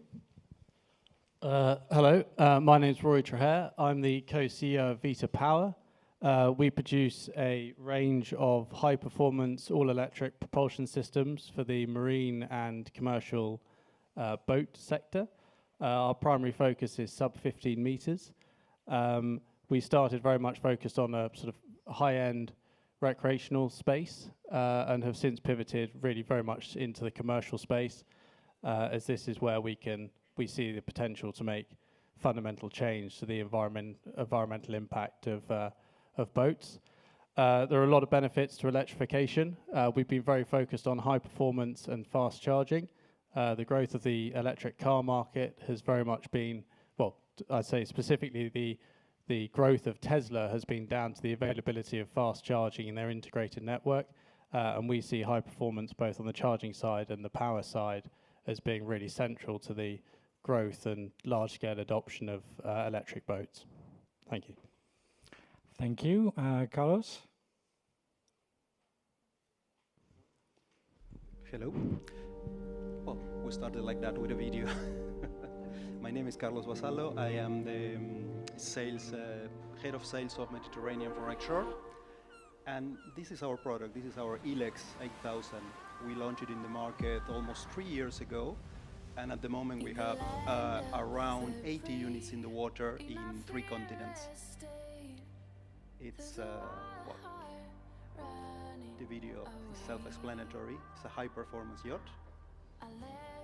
It has a top speed of 30 knots and can cruise easily at 20 knots. And it's battery only. And it's battery only, of course. Has a 126 kilowatt hour battery, and the transmission is really a straight shaft and a 5-blade propeller. Thank you. Focus a lot of time and effort on making it silent. The power of silence, of course.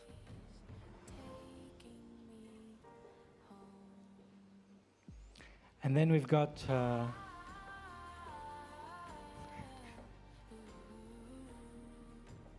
almost finished. Nice video. Okay. So thank you, Carlos. Now we've got Michele. Yes, I represent Silence, an Italian startup based in Milan.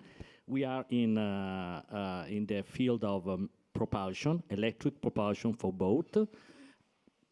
Our specialty, the fact that we have developed a propulsion which is different from the traditional propellers. So normally the electrification comes with putting an electric motor behind a propeller.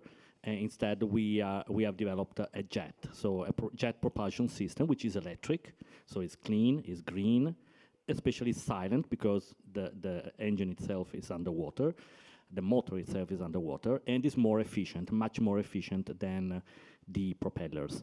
I don't know if we have the video. Okay, we have the presentation. We also a short video, but maybe it was too late. Italians are always late.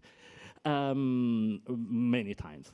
So 90% of the propulsion is still on propellers, surface propeller for high speed. There are ducted propellers or rim drive thruster that for slow speed, and there are the famous hydrojet that is typical for jet ski. What we have developed is a real reaction jet propeller, which is inspired to the same jet propulsion for the aviation. So basically different chambers of compression of a fluid, which is not the air in this case, it's the water, and the exchange of compression to speed with a difference of pressure between the nozzle and the inlet. So I don't know if the following, why we have done that, because we see that maybe the green line is the drag and speed efficiency of propellers, which is very good for low speed, but then at 35 knots, basically, the propeller begins to become very low efficient. Water jet and surface propeller are much better for high speed, but they have, let's say, shortcomings for the low speed, maneuverability, or in any case, there is a lot of, for surface propeller, there is a lot of energy dispersed in the air because of all the turbulence that is made on the surface. And our jet propulsion, the jet propulsion is more efficient at a much larger range of speed. We are the first one to have developed a jet propulsion system for marine. Maybe we are not the only one, we will not be the last one, but we are the first one. And maybe next slide. And we are discovering that this way we are enabling a lot of boats to become more efficient and according to the different style of use. We were talking about before the panel, we're talking about the use of the boat, that it may be in a certain luxury boat is only few hours per year, but there is a commercial boating that is different, and also there is an element of changing the mindset. Even the Lamborghini is not polluting like a small taxi driver that is, but the mindset that is made by the luxury car industry to go electric now are enabling the whole transition for actually who is really using the car every day, so maybe delivery van or taxis, but without the change of mindset made by the Karma Roadster 10 years ago, that was actually used maybe just a few hours every weekend or every month, but actually made the possibility to change. So stop. Oh, sorry, too long. Thank you, Michele. We'll get back to your solution when discussing the various types of propulsion, especially with electric engines, definitely. And last but not least, we've got David, who can introduce himself. David Bartoletti, I'm the general manager of Seco Marine. Seco Marine is a part of a Fetis group involved in the decarbonization of different transport, off-road, on-road, and gensets also. And Seco Marine is only on the marine side, inland waterways, but also for marine vessels. And we act as an integrator of decarbonization on the vessels. So we use diesel electric, but also H2 solutions and only battery solution, depending of the vessel. Thank you. Thank you all for your brief introduction. So the idea of this panel is to discuss the current situation and choices made when it comes to batteries, especially. Obviously, battery is quite a hot topic for most of you, but also to look into the fuel cell and hydrogen integration when it comes to having what we call an electro-hydrogen hybridization, because the whole principle of hydrogen, and David will tell us more about that, is how you combine hydrogen as a range extender with batteries and electric engines. I have a few questions, of course, when it comes to especially batteries and electric engines, but maybe we can start from the audience. If you already have some questions, so you understood who talks about what. They all had various experiences, and I'm sure you have plenty of questions for them. As before, please keep the questions short. Will do. Just a question. I mean, I'm all in favor of electrification, but there is a question about the life cycle analysis of battery-powered vessels. Do the batteries compensate equitably for the CO2 emissions from a marine diesel over its lifetime, or are the embedded emissions from the battery so high that they never actually pay back on that CO2? I'm sure there's quite a few of you who can answer that. There was one of my questions as well. So, do you want me to start? Okay, I'll start. Interesting. I've just been speaking to Ollie about this. There's a few things. Recreational. If we're looking at pure yachting, we've discussed already that the use case is fairly low in terms of the, I think Malcolm, you referenced 10 to 15% of the time over the course of a year that these boats are actually operated. So, take your average day boat, city and a marina, 90% of the time, the picture doesn't look good. We're very much focused on the commercial side of things, where a boat's operating between 8 and 12 hours a day, then it really starts to add up. I think just to add to that, at the moment, a huge number of batteries at their point of manufacture are using fresh, new raw materials. There's increasingly European directives that are stipulating that batteries have to be made with a percentage of recycled components, core minerals. This is only going to improve that whole life cycle piece. I would like to add that we're talking about on below 12 meters is 95% of the problem, as we discussed before. Yes? And we have an LCA analysis done by our manufacturer that after 6 or 7 years of use, this battery becomes carbon zero compared with an ICE comparable boat. Just a question on that, but after 6 to 7 years, aren't you entering into a period where you might have to replace those batteries as well? No, it depends on the use, but we can extend a life cycle of a battery depending on the use. We're talking about an average of 50 hours a year, 50 engine hours a year, and on that amount, the battery will last 25, 30 years without even problem. Okay, question answered. All right, any other questions from the audience? Yes.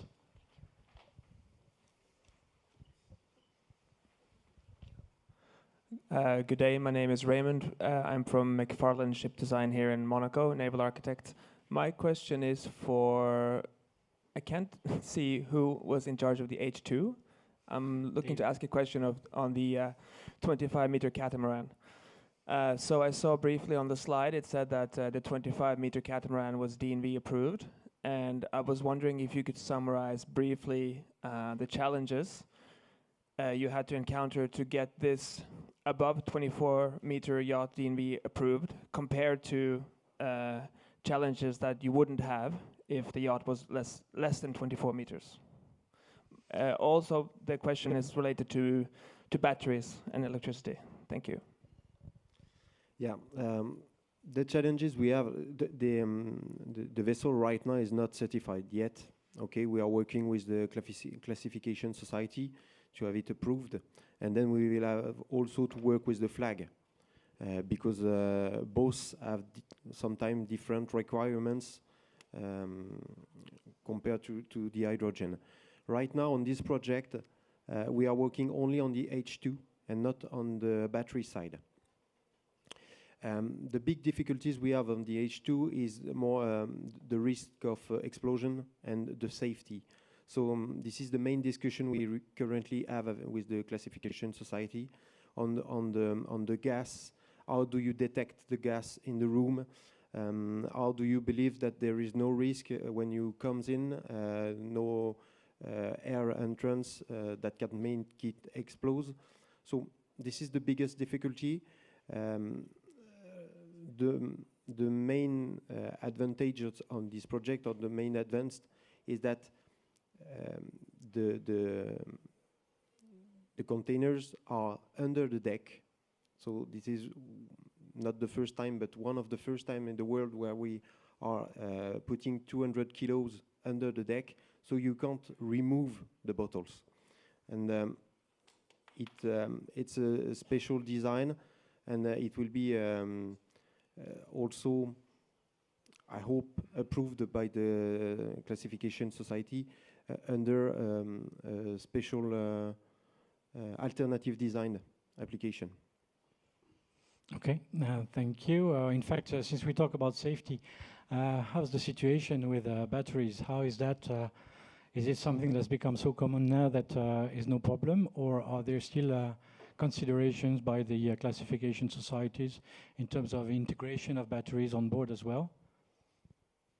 I mean, as yet, the sort of a definitive certification is yet to be kind of formally published, but DNV have done a lot of work, and we've worked with them a lot about the safe installation of batteries, the separation of batteries and the principal engine room components, sorry.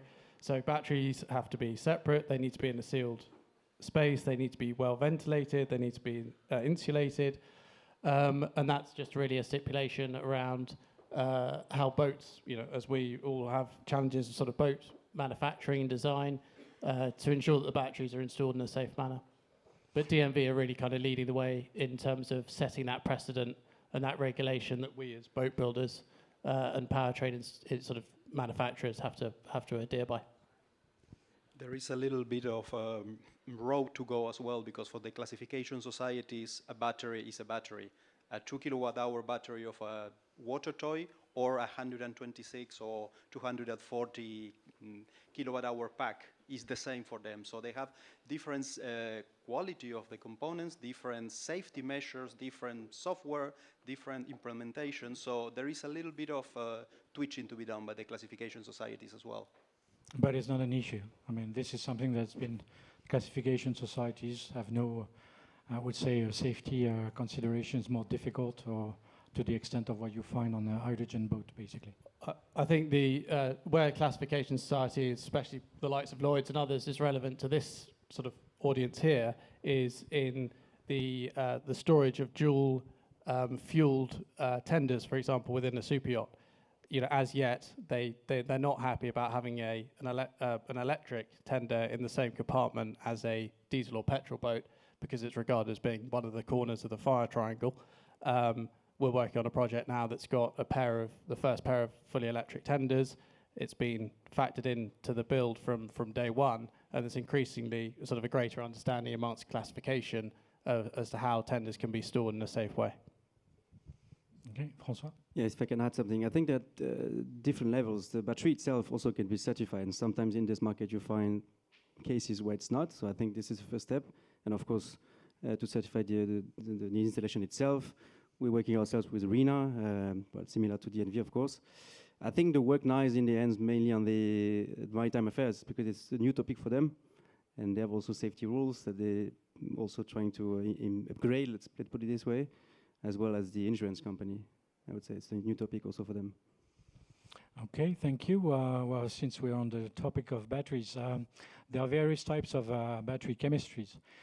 Which are the chemistries that you're using, and what you recommend, I would say, to naval architects and shipyards here in terms of technology and the type of batteries? And then next question would be, what do you foresee as the evolution of battery technology in terms of, well, we talked about recycling, but also about power and number of cycles and the stuff like that?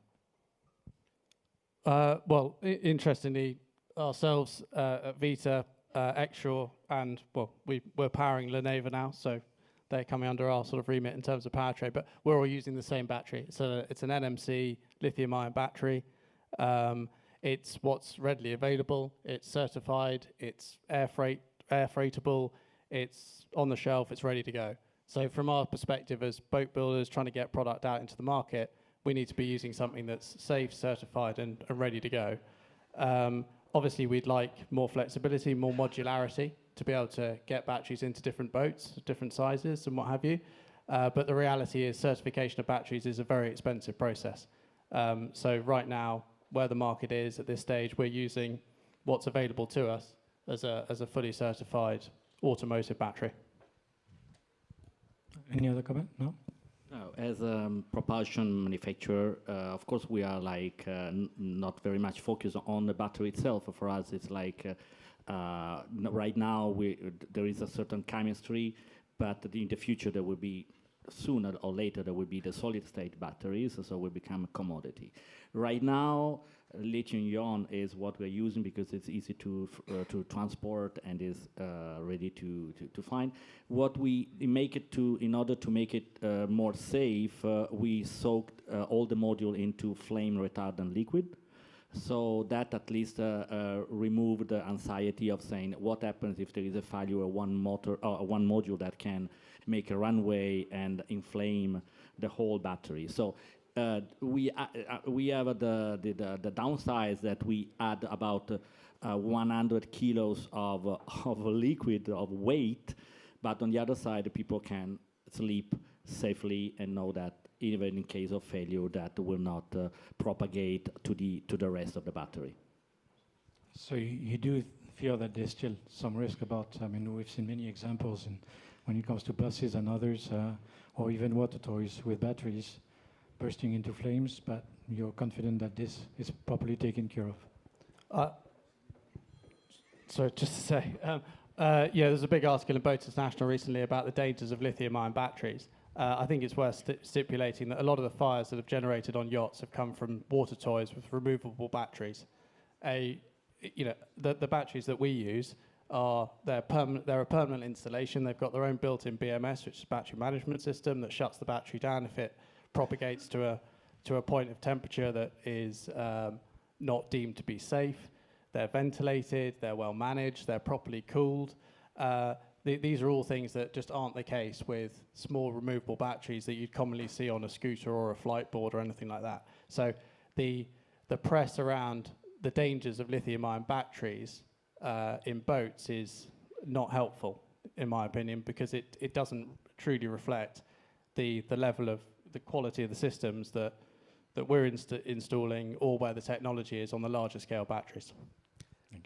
Just to add that these batteries are encased in an IP67 case, so they can be underwater for extended period of time without water ingress as well. So that's another risk that is eliminated in the equation. Okay, so much for the safety. Okay, most of you actually work on the smaller units. We talk about boating rather than big yachts. how do you foresee the evolution of battery adoption and usage on both bigger units? What are the limitations? I mean, weight, volume, whatever. How do you see the evolution of batteries and the combination possibly with other solutions? And we'll talk about hydrogen afterwards.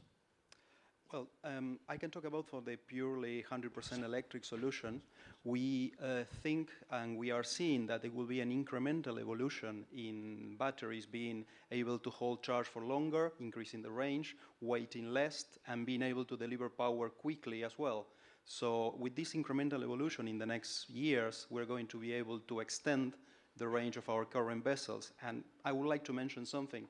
We have boats in the water since 2020, and we've been monitoring the usage of our user case, let's say on an 8-meter day boat, the Ilex you've seen, and our average user navigates 15 nautical miles per day. And our range currently, with the materials we have now, and with the current configuration, is 30 nautical miles. So our user doesn't need a better battery because it's coming back to the port with 50% of the charge still. Okay, thank you.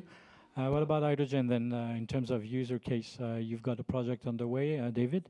So why was the idea of combining hydrogen with batteries in your case? And how do you see the future? Yeah, for just for the background, you can't use the fuel cell all the day long. You have some period where you can use the fuel cell, and you must stop it sometimes to cool it, etc. for the chemistry. So you need to have a link in between the electricity production on board and the propulsion. To stock this energy during the time where the fuel cell doesn't work. So the battery is needed, is required in all the H2 project. So this is the first thing. Then it's a combination in between the fuel cell power and the battery, the level of storage you want on board for the use of the vessel. In the case of our project, we need to go through the Atlantic Ocean to go from the Canary Island to the Caribbean Sea. And we will use, of course, the fuel cell to charge the batteries during the travel, but we also have rigid wings on the vessel. And it's a combination of different energy to be able to cross the Atlantic Ocean and at a really limited speed to consume less. It's about maximum 5 knots. Okay, so the principle of hydrogen is basically as a range extender, but to make it relevant for long range, you need to combine that with low speed, other technologies, solar panels, wings, in order to achieve the expected zero emission, basically navigation. Yeah, exactly, because right now you need to compress the hydrogen to use it, and even if it's a high density power, it's also difficult to have it to have a lot on board because of the explosion risk, and also because you have to compress it at under high pressure. Right now we are at 350 bars, but you can also expect to have 700 bars. Then it's also a combination of how it costs in energy to have it compressed and to produce it compared to what you will receive. Okay, thank you. I'd like to have the point of view of the battery advocates and users about the implementation of fuel cell and the hybridization with fuel cells and batteries. What's your thoughts? Well, I have been defined a battery advocate. Okay, we use batteries. We like batteries. It's what we have now, but of course we are open to any means of sustainable propulsion. Yes, a means of energy. Regarding the fuel cell, I'm not going to get technical because I don't have the knowledge for that. Based in a room heavily populated with engineers, I wouldn't dare so. But what I like to say is simple that it depends on which vessel, which hull, and which size of the vessel. If we're talking about below 12 meters, I think the possibility of having only two systems, which is a motor and a battery, is helping the performance and the distribution of the weight as well, instead of having three systems that hydrogen requires at least. Thank you. Michele? Okay. Yes, just as said, because we do the propulsion, we are agnostic in terms of where we storage the electricity. But we talk with a lot of potential, let's say, application and clients, so we begin to have a wide range of ideas of application. So first of all, there is a big separation between leisure and commercial, and that for many point of view. For the smaller boat, of course, batteries with the current chemistry is the only thing that is really available right now, and fuel cells, unfortunately, are not so much applicable for small boats right now.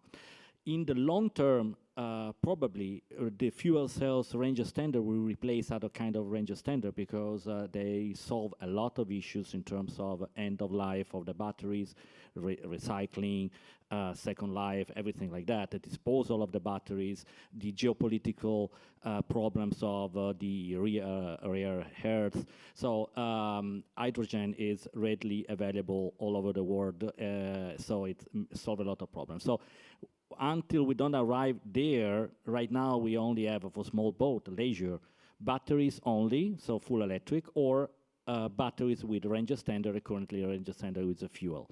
Now that is a sensitivity issue about the client. I recently come from the Miami Boat Show, and I was a few weeks before in California.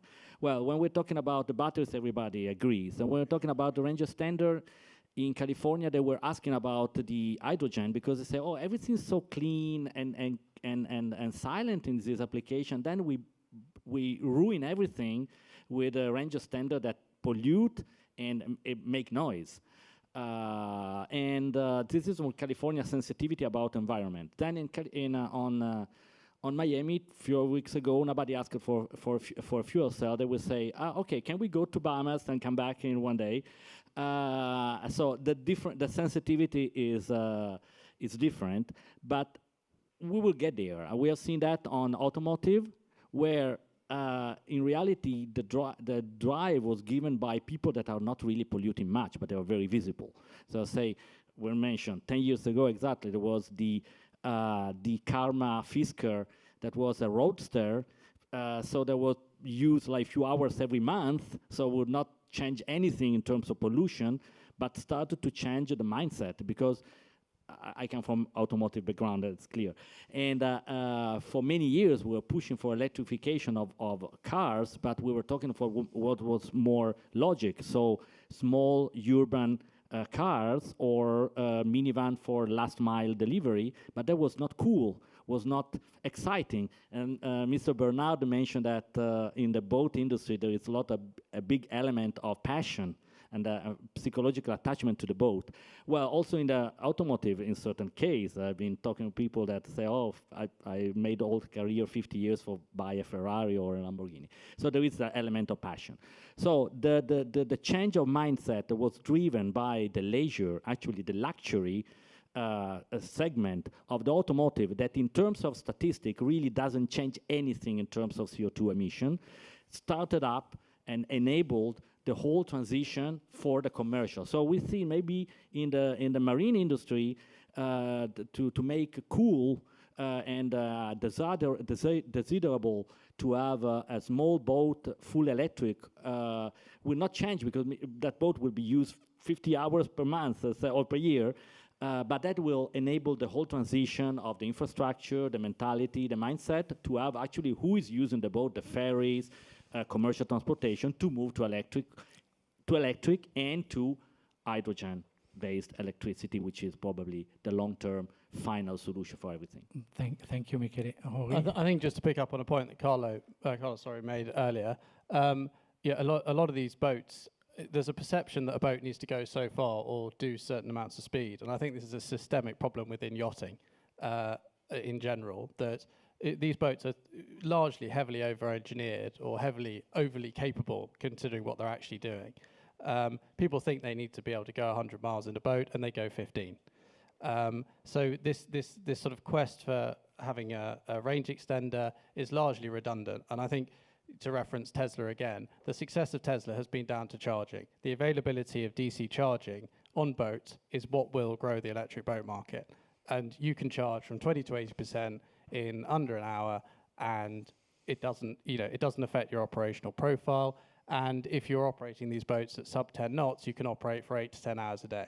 So in huge numbers of commercial applications and recreational for that matter, the technology is already here. So I think there's a mindset shift that needs to happen for people to stop thinking that they need a lot more than they actually do and embrace what's available today. Thank you, Rory. So it's all about also implementing infrastructure, whether it's for fast charging or for hydrogen refueling, basically. I'd like to give Emma the floor. She hasn't had the opportunity to tell us more about their project. What I'd like to ask you is first to tell us more about your project and your involvement in terms of research and development and the type of solution you're contemplating for the development of that project. Thank you. So in half of August, we started with the team. We started with designing our third hydrogen-powered boat. And from then, we have been designing until December, I think. And then we started production of the boat. This was very exciting to see everything come to life. We did this at the university in Delft, but also at external locations. And now we are almost done with producing the boat, and we are going to test it to be here in Monaco in July. Okay, and what are the drivetrain choices? I mean, what made you make your choices? You said it's a hydrogen-powered boat, but it's a small boat. So why hydrogen with batteries? I mean, what's the configuration of the hull as well? Because next panel we'll talk about hulls. So as a transition, can you tell us a bit more? And why basically you made these choices? So our boat is 7 meters long, so that's not that big. But we are implementing hydrogen for the long range, and that's also for cargo ships, for example. So we have 16 kilos of hydrogen on board in 2 350 bar tanks, and we have a small buffer, but we don't really sail on the buffer. It's more for peak shaving. So when you want to give power, the fuel cell needs some time, so there's a bit of delay, so therefore the buffer is. And also when you want to reduce your speed, the buffer gets the energy that the fuel cell is still giving. Why are we doing this? We are doing this to let the maritime industry know it can be done, and already now and also in 1 year. But we see this solution for long range and for boats that are used a lot. How important is the hull shape, in fact, the design of the boat into your choice of combining or having hydrogen as your main fuel and then the battery being like the sidekick? Is that also has to do with the shape of the hull? I mean, David was talking about the fact that this project is on a catamaran. Was that something that was relevant or useful for your choice of going for that combination of solutions rather than only batteries? Yeah, so the hull is quite traditional. It's a mono hull. Actually, a lot of systems need to fit in the boat. So that's also why the hull is shaped this way. But also to compete in this challenge, we want to win. And therefore we want to foil. Then we need to reduce drag. So that's also why we have changed some certain things in the hull. For example, we have added a chine. The back of the boat is a bit flatter, but that's more for the competition. Okay, thank you. Sorry, yes. I just wanted to add something regarding the hull, and this is my impression. And I would like to ask La Neva, really. because we think, or I think actually, that an electric boat needs to born electric, needs to be designed to be electric. And I'm really interested in what is your experience regarding the retrofitting of ICE boats for efficiency. Thank you for the question. Well, the way we approach that is, of course, we rely on the combustion engine. We try to adapt to what was before in the boat itself. So when we talk about a classic boat, of course, we talk about V8, for example, from the 60s. So the electric power, of course, can be as much efficient as more efficient, sorry, than the combustion engine. The difficulty that we have is we cannot change, for example, on this boat, the propeller. There's no space. We cannot, we have 5 blades, for example, and a big one. This is not possible on this one. So we need to adapt to that. Of course, there's some fine tuning. But on some boat it works okay. On some others, because we do a lot of also CFDs and a lot of work in 3D before doing any integration. Sometimes we say, the boat will not have the same performance than the one that it has been before. We design our own boat, as you know, from scratch as an electric boat. There was a lot of modification also on the hull and to make it efficient, as probably you guys did as well. But on the retrofit, the interesting thing as well is, in relate to what we said on the autonomy and the range and everything, the one that we're targeting at the moment, they're not trying to reach the same top speed of 40, 45 knots. This is not what we're targeting. The idea is to provide a solution where the users can still use the boat as it was before, and usually it's some lakes, 20, 30 miles maximum, and we have no problem on this. Thank you. I would like to have one last question about electric engines and propulsion using electric engines and alternative solutions. What do you feel, especially when we talk about super yachts and the bigger units, which is one of the core issues within the Yacht Club of Monaco's owners? How do you see the evolution of the adoption of electric engines and new types of propellers, propulsion like deep speed, in the near and forward future, compared to standard solutions that are available today? Do you see any evolution on that front? Electric engines are mature. I mean, what's the type of power they can deliver? How do you see that moving forward?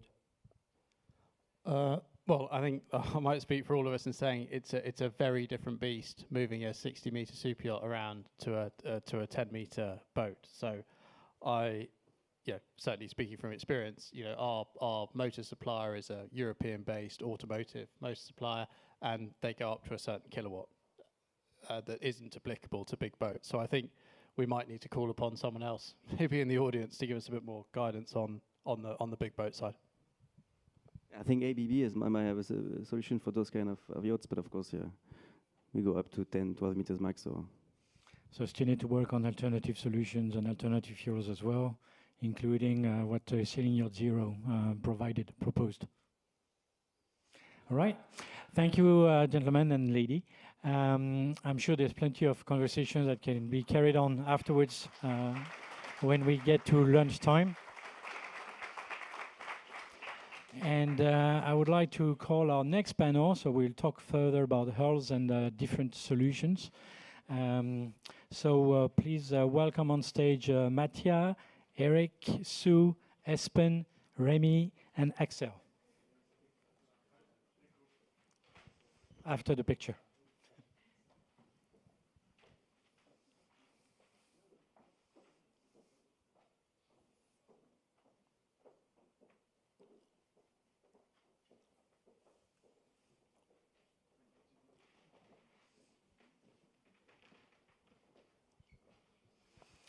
So the title for this session is about the hulls of tomorrow.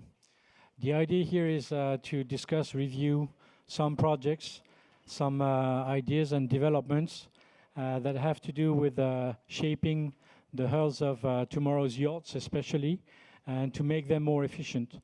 We know that propulsion is one of the key aspects, but making the boat efficient when it moves across the water is also one of the key aspects. And so I will let each speaker introduce themselves briefly, and then we can talk about basically monohulls, catamarans, foils, and maybe other ideas. Let's start with Mattia. Hello, I'm really excited to share with you the Swiss Solar Boat project, which we are proud to say is the first solar floating proa ever made.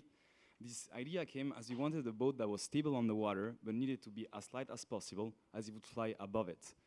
It can fly thanks to three foils, which increase our speed and efficiency, while we can consume less energy.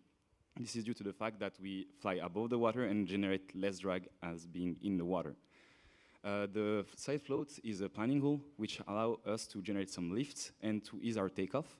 And the main piercing hull is a hull that allows us to split the water in case of a crash. But the main point of the design of the hull is that it has a triple symmetry, which allowed us that's a triple symmetry. That's kind of strange, but it has a more classical one, lateral one, a longitudinal one, and a vertical one, which allowed us to use only 1/4 of a mold to construct the entire hull. This allowed us to reduce by 45% the impact of the environmental impact, and also the cost of production, as we had only 1/4 of a mold.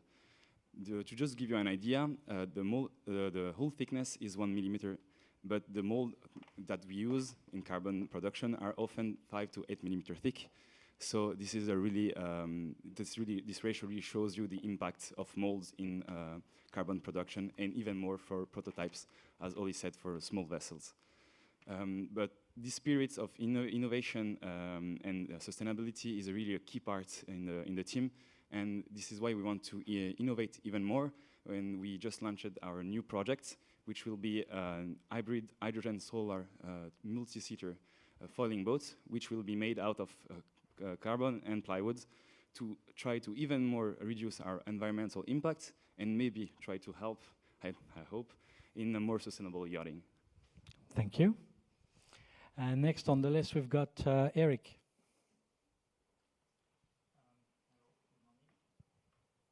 Okay, it's good. I am aeronautics and naval architect and maritime surveyor, and I work and present you today Diamond. Diamond is a startup company which worked on a specific system combining propulsion and stability. And it's very interesting to reduce the power needed. And this solution, this patented solution, allow us to increase performance, to decrease, maybe suppress the seasickness, because our platform is totally stable, whatever the condition, the sea condition, also whatever the speed. Yes, you see here the technical solution. It's a SWAT-based solution. SWAT is small water twin hull solution. So it's submerged hulls with a particular propulsion system. It's a vector thrust system. And the vector thrust system allows us to combine all movement with propulsion.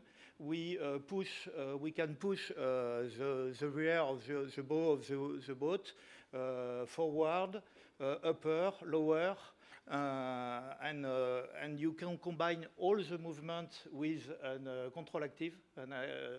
active control system, and in order to have a platform totally stable.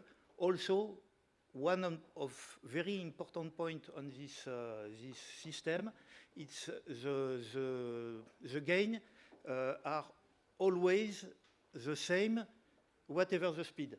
You have a stable platform at zero, at onshore, but also at high speed. This time, it's the only one technology allow us to have this range of gain on all the range of speed of the vessel. Okay, great, thank you. I'm sure there'll be plenty of questions of how it works and whether we'll sit at the next Monaco Energy Boat Challenge. Next, we've got Sue.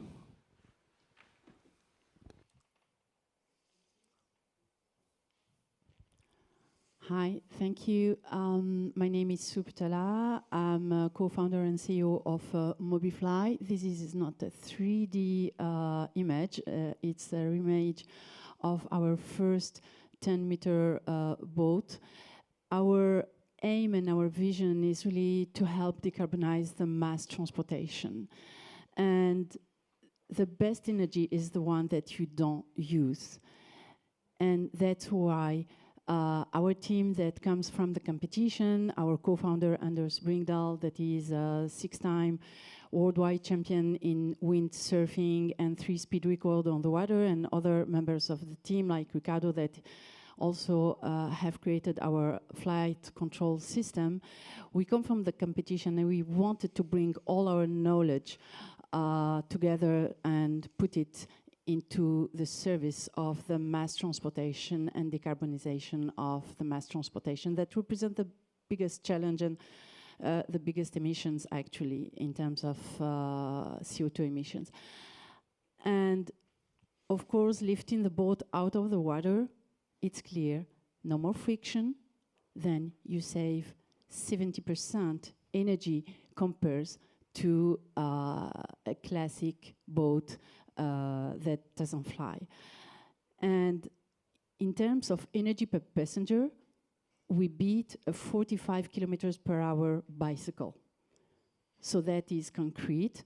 Definitely the hulls, the hydrofoil boats will contribute to go to a sustainable waterborne transportation and most probably also yachting. So that's where we focus. It's really on the energy savings and on the, but we aim for the waterborne transportation, but we have a big demand on the yachting, so that will be the next stage. But first we start with this. Thank you. So your choice is foil. Espen, you're next. You don't need introduction.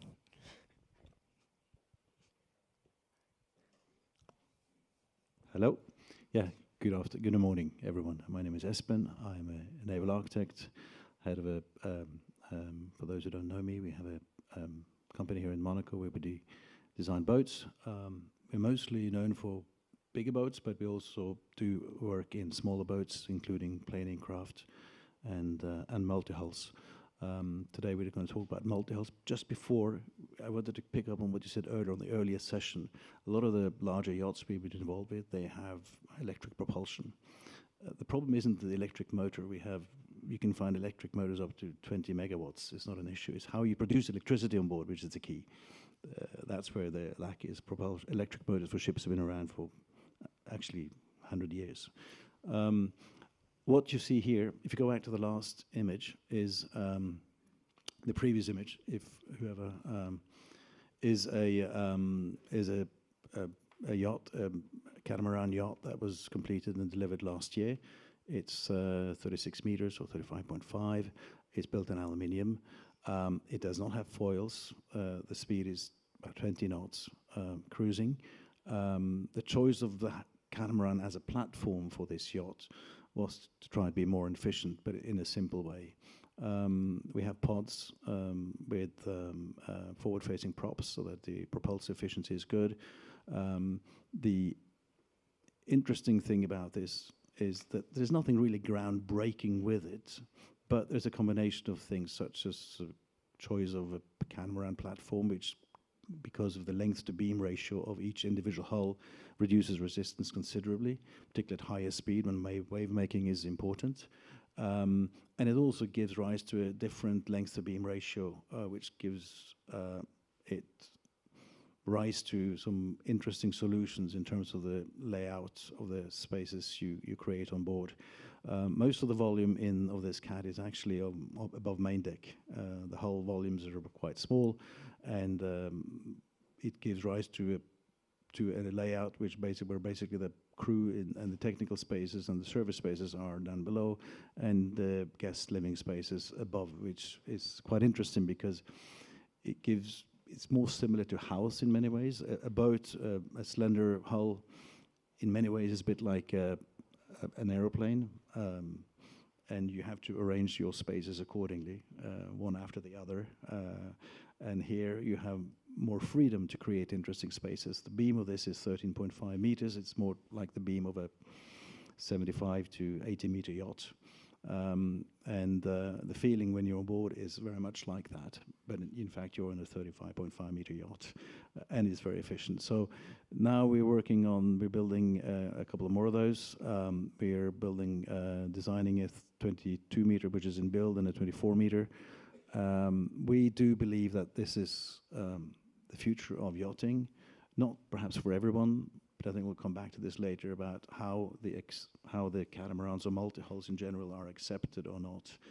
There's a bit of inertia in this. We'll come back to this later, but yeah, this is just some of what we're doing. There's another slide showing some of the safety analysis that were done to try to optimize the hulls, which is, for those of you who have not familiar with this, you can basically see the height and the pressure distributions of the wave train created by the two hulls and the interaction between the two.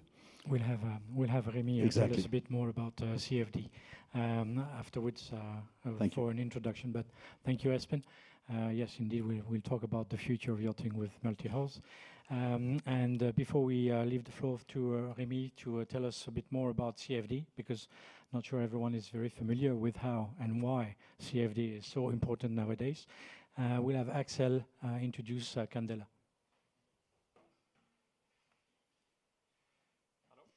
Does it work? Hello? Yeah, here we go. Very nice to meet you all. My name is Axel. I represent the company Candela, and we started in 2014 in Sweden with a clear mission to, the mission that we had is to speed up the transition to fossil fuel-free lakes and ocean. And in order to do that, we developed our hydrofoil system, and we had the first boat in the water in 2019 that was here produced. And now we are up to generation 2, which is the one that you see up in the upper right corner, the C8. Right today we're also building our third generation, which is a 12-meter catamaran platform. So today we have two platforms, one 8-meter that is used both for leisure boats, and we're also using it for commercial use. And then we have the 12-meter platform, the catamaran, which is a mostly commercial use, but also for private transport.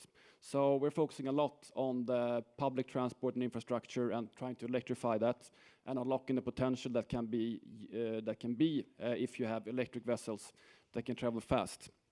I think we can take a quick look on the second slide. Yeah, so here we have the catamaran, and how it works basically is we have it's fully integrated. It's a 100% carbon fiber hull. It's been key for us to keep the weight to an absolute minimum in order to reach the efficiency that we want.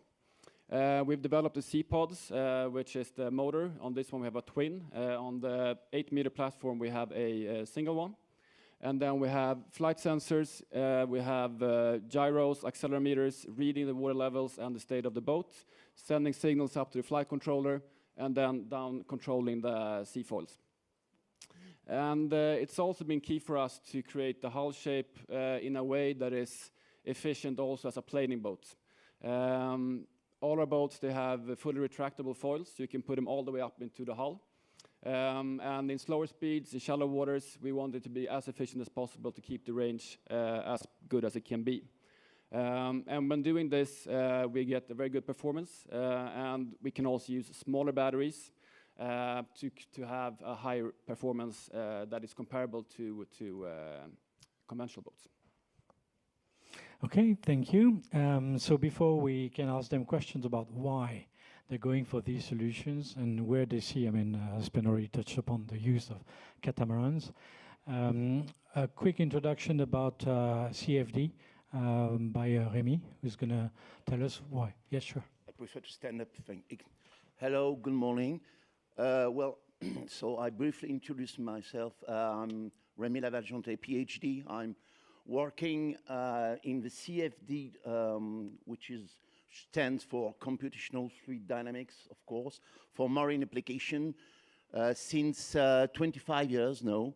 And we are at Greenflow. I'm the project manager at Greenflow, very involved in yacht design because we mainly work for Beneteau or several naval architects. For example, we invent the air step patent, which consists of injecting fluids, air, under the hull to cut down the drag. For example, also we are very involved in what concerns the environmental improvement, because on the previous slide you had a very brief overview of Yvan Bourgnon boat, which is dedicated to the collection of plastic garbage over the ocean. So what is CFD? I will make a very brief overview, of course, very coarse, but quite synthetic, I hope. CFD, computational fluid dynamics, this is the numerical simulation of fluids, and particularly on the underwater surfaces of the different ships. The process is simulating the exact physical formulation of fluid dynamics, Navier-Stokes equation, and it is based on a process which has a pyramidal hierarchy, which you need to follow compulsory on to get correct results, which is a grid generation on a geometry, of course, boundary treatment, discretization methods, solvers, and exploitation of output data. It's not very difficult to imagine that it's quite hard to get something correct from all this process, because you perfectly know that in every process, as soon as you fail in one step, the amplification of your mistake can lead to a complete failure of the whole process. All the CFD has developed.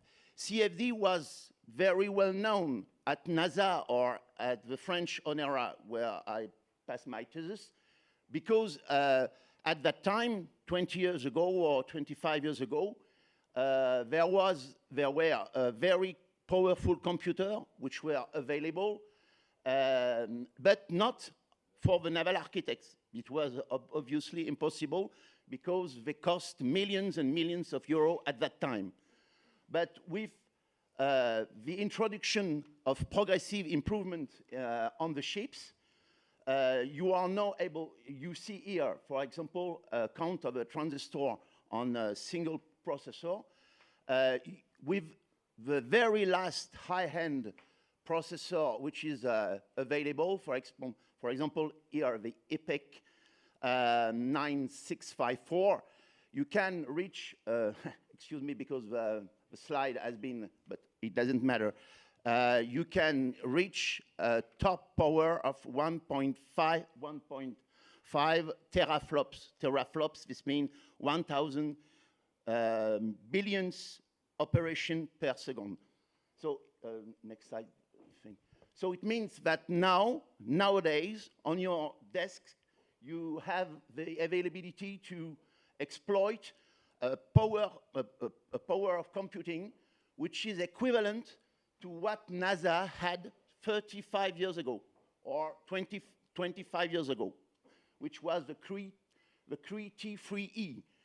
So this is an enormous step which has completely revolutionized the treatment of the computational fluid dynamics for everyone, and especially for naval architects. So how useful is the CFD for our problems, which is to cut down drag quite efficiently, for improving, of course, the efficiency, for having a global hydrodynamic drag which can be reduced by 10%, 15%, it depends. How useful is the CFD? The CFD brings time. Time, it saves time and it saves money, of course. Time is money.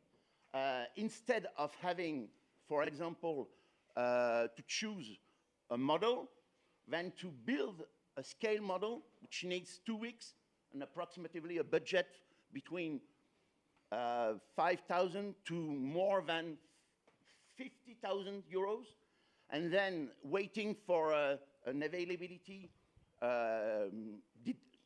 at the towing tank, which can, for example, spend 3 or 4 months. for only 1 day or 2 days. Instead of this, you can use CFD and you can test numerically a hull, for example, 10 speed, for a budget which will not exceed 10,000 euros.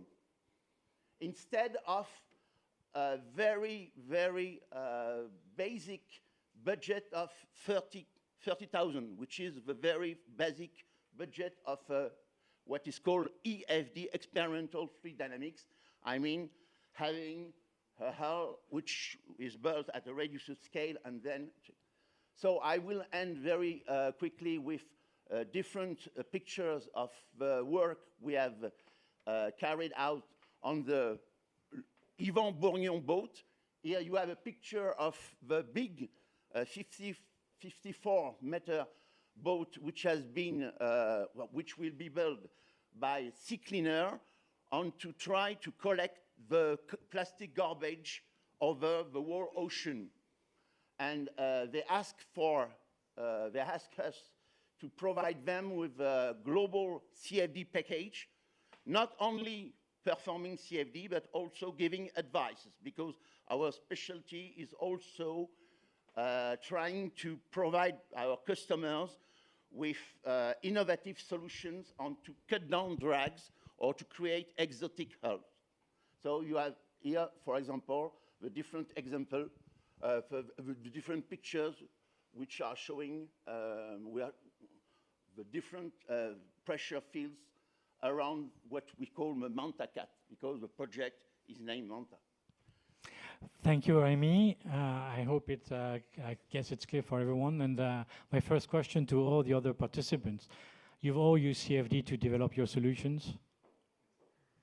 Yes. And so what ultimately, yes. Okay, did you see, for those who've turned the project from CFD into a concrete project, like Mobifly, for example, or Candela, where you already have the boats navigating, do you see a big difference between using theoretical calculation and the reality? Well, our experience is that thanks to the CFD and all the new computing technologies, we are right at 95%. And then there is 5%, the reality, the truth, is always on water. So that is what we have, why we have also done our first boat at the real size of our smallest boat, because we go from 10 meter, 12 passenger, to 30 meter, 350 passengers. But we wanted to test a real size boat and use our computing power with our engineers to say, okay, now how we can do better. And it's a combination of many, many solutions. It's not just CFD, it's also the powertrain, it's also, of course, the hull is really important. And bottom line, what we want is to reduce the drag. And there's where the CFD will be really useful, because we can test, for example, before coming to the boat that we have seen, we have done 72 different shapes. And we finally choose this one that was the optimal one, but the optimal one according to a speed we wanted to achieve, to the energy efficiency. It's what you want your boat to do. You have to define your objectives, because it's not doing CFD for CFD, it's what you want to achieve. That's what we have given to our engineers, is a goal. And then from that, we started. Thank you. Axel? Yeah, I completely agree. I mean, it's we can come very close using digital technology and software systems and so on to expect what we'll reach. For us, I mean, it's this three critical part. It's the hull, of course, which is key. When we disconnect the hull from the water, it's two parts. Then it's the wing and the water that we need to also analyze, and also the what's above the water, the entire boat, basically, from an aerodynamic perspective. So for these three parts, we have substantial analysis using CFD and digital tools, and we are very close to what we have thought and expected. Okay, thank you. On the university side, have you used your CFD? You've got or you've done a lot of more practical testing? Yes, sure. We use CFD because it's, as has been said, a really gain of time and money. For us, it's really important as we are a university and students-based team. So yeah, we used a lot of CFD for majority the appendices, so foils and verticals. But now we want to take the step further and also analyze the aerodynamic of the boats, because we have seen that we can gain much with it. And so yeah, we are really keen to learning, because we are still learning as students, to go really further and further on the CFD. But we have to admit that we also try to do whole tests, because we always want to have a point to be sure that our simulation match what it's in real life. So we have the chance to go to hydrodynamic complexes where we could test. And so yeah, that was a great chance being with the partner of our school. So yes. Okay. Thank you. When it comes to efficiency, hull design, obviously you talk about catamarans, we talk about the use of foils, right? In foiling catamarans as well. A lot of these are like proof of concept or first prototypes. Obviously, catamarans in yachting do exist, but not on foils. Okay, maybe yours, Ospen, is a bit too big for that. What do you think is the complexity of adoption in terms of, I mean, are these vessels ultimately very technical to maneuver? Are these complex to develop and engineer? Is this something that you can see the next range of yacht owners, whatever the size of the boats, easily take on? Because we can see it's all very efficient, obviously. But why aren't all these yachts already catamarans foiling, according to you? If I may take that question. So actually, we have, I don't have a picture of it here, but we built 3 foiling cats. One of them is mine. It's much smaller than this. It's about 14 meters, but it's planing hulls with a foil span between the 2 hulls. The choice of this concept was based on ease of use and low risk. So it's a fixed foil. It's not the lowest point of the boat. If you don't know the foil is there, you don't need to know it, if you see what I mean. So this is, I think, an excellent choice for recreational use, such as a yacht. You don't need to bear in mind that you have something sticking down far below your keel, basically, which I think might be one of the explanations why possibly the completely submerged foils, as we've seen here in public transportation, is not perhaps gain acceptance in yachting. We all know that Murphy lives on the boat, right? Murphy's law. You come into port, you forget that the foil is down, and all of a sudden you have this feeling. So, but I don't think we have a picture of it here. No, but it's a series of 3 boats we built, and the idea is to now we're designing an 18-meter one. The gain in performance is about 25 to 30% compared to a monohull, similar size monohull. And it's interesting, it's proven to be a very seaworthy boat as well, because the foil stabilizes the hull, and we have less volume in the bow area because basically it's open in between, and particularly in head seas. I took it myself down to Capri and back up again, and we had some really heavy seas coming through between Elba and Corsica on the way back. And I must say, it's really, I think, perhaps a step towards acceptance amongst the yachting or boating population. So that foiling basically becomes, okay, maybe less visible, but it's actually integrated into the infrastructure. Yeah, you wouldn't know that there's a foil unless you really dive below the boat.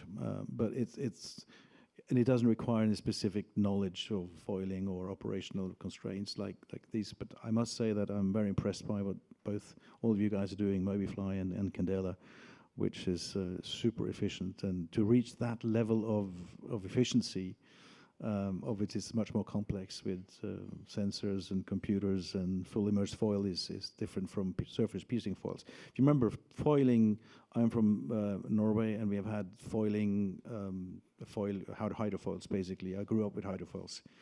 In the 60s and 70s, there were lots of Italian-built and Italian-designed hydrofoils, but they were surface piercing foils.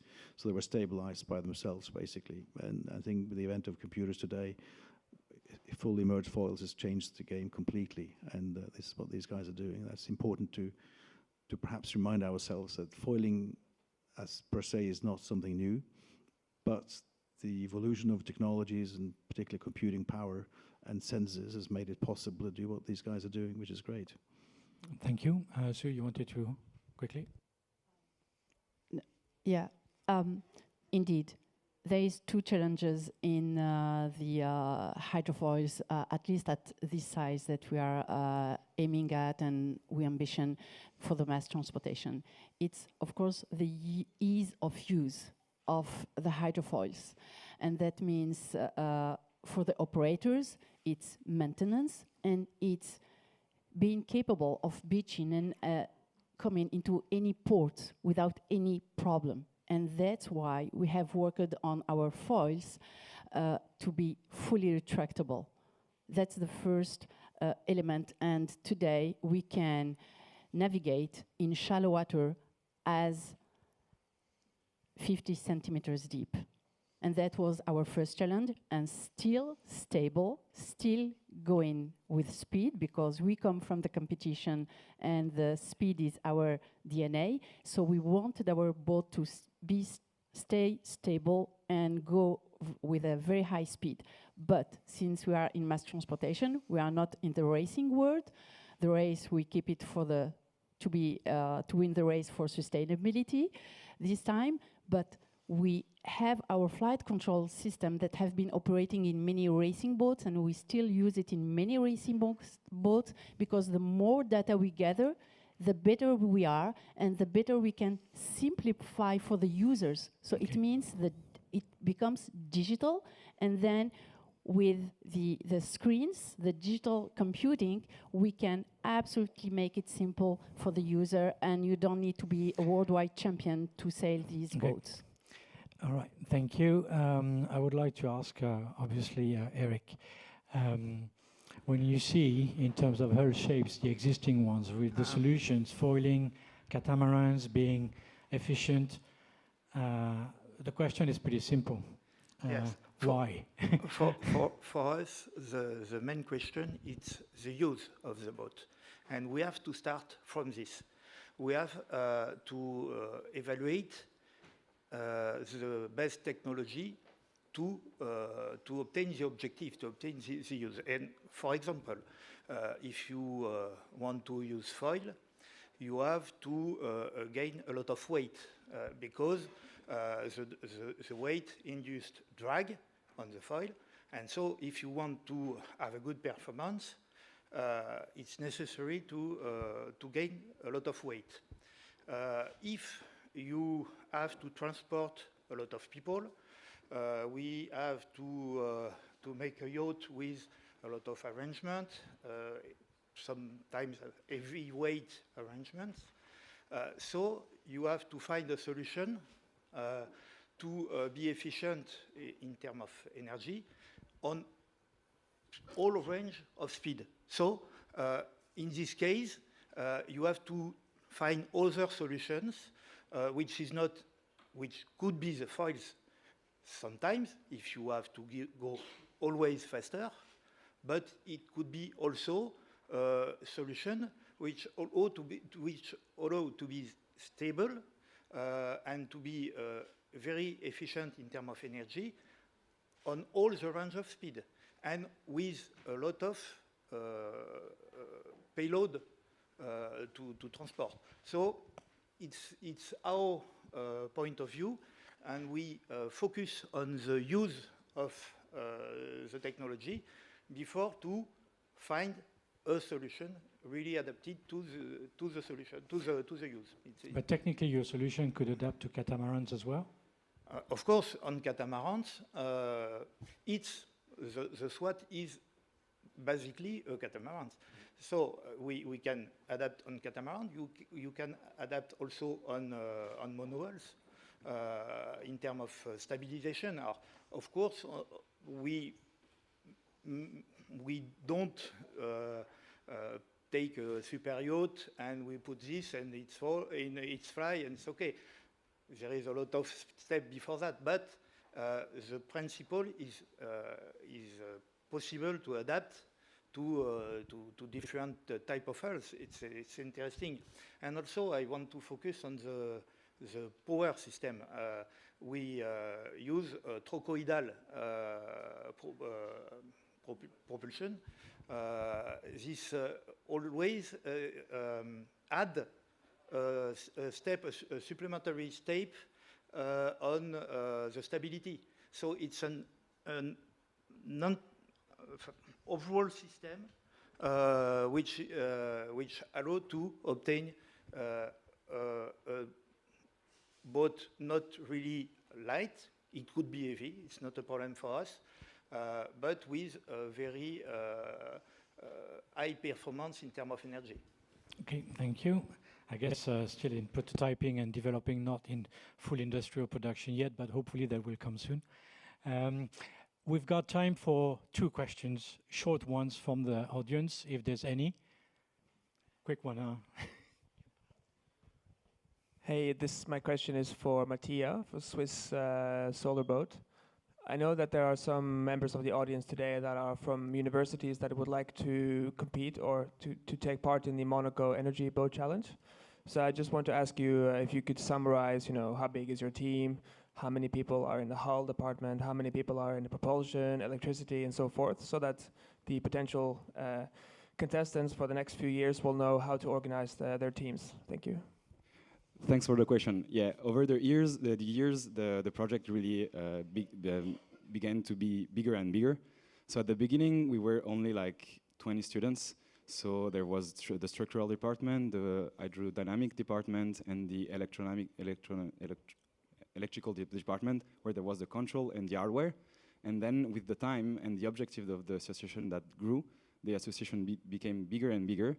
And now, as we want to have 2 boats by 2025, we have still a part of the team that works on the old boat, on the current boat, and a part that's working on the new one. So we are around 60 students, and we can say that it's around 10 to 15 people by dimensions. And we added the energy dimension with the integration of the fuel cells on both boats. So this is why we are growing up. Thank you. In fact, we're not going to get another question then, because this is a very good transition to the last panel, where we're going to talk as from R&D and university development to industrialization. So thank you, gentlemen and lady, for your contribution. I hope it was interesting, and I'm sure we can discuss further over lunchtime.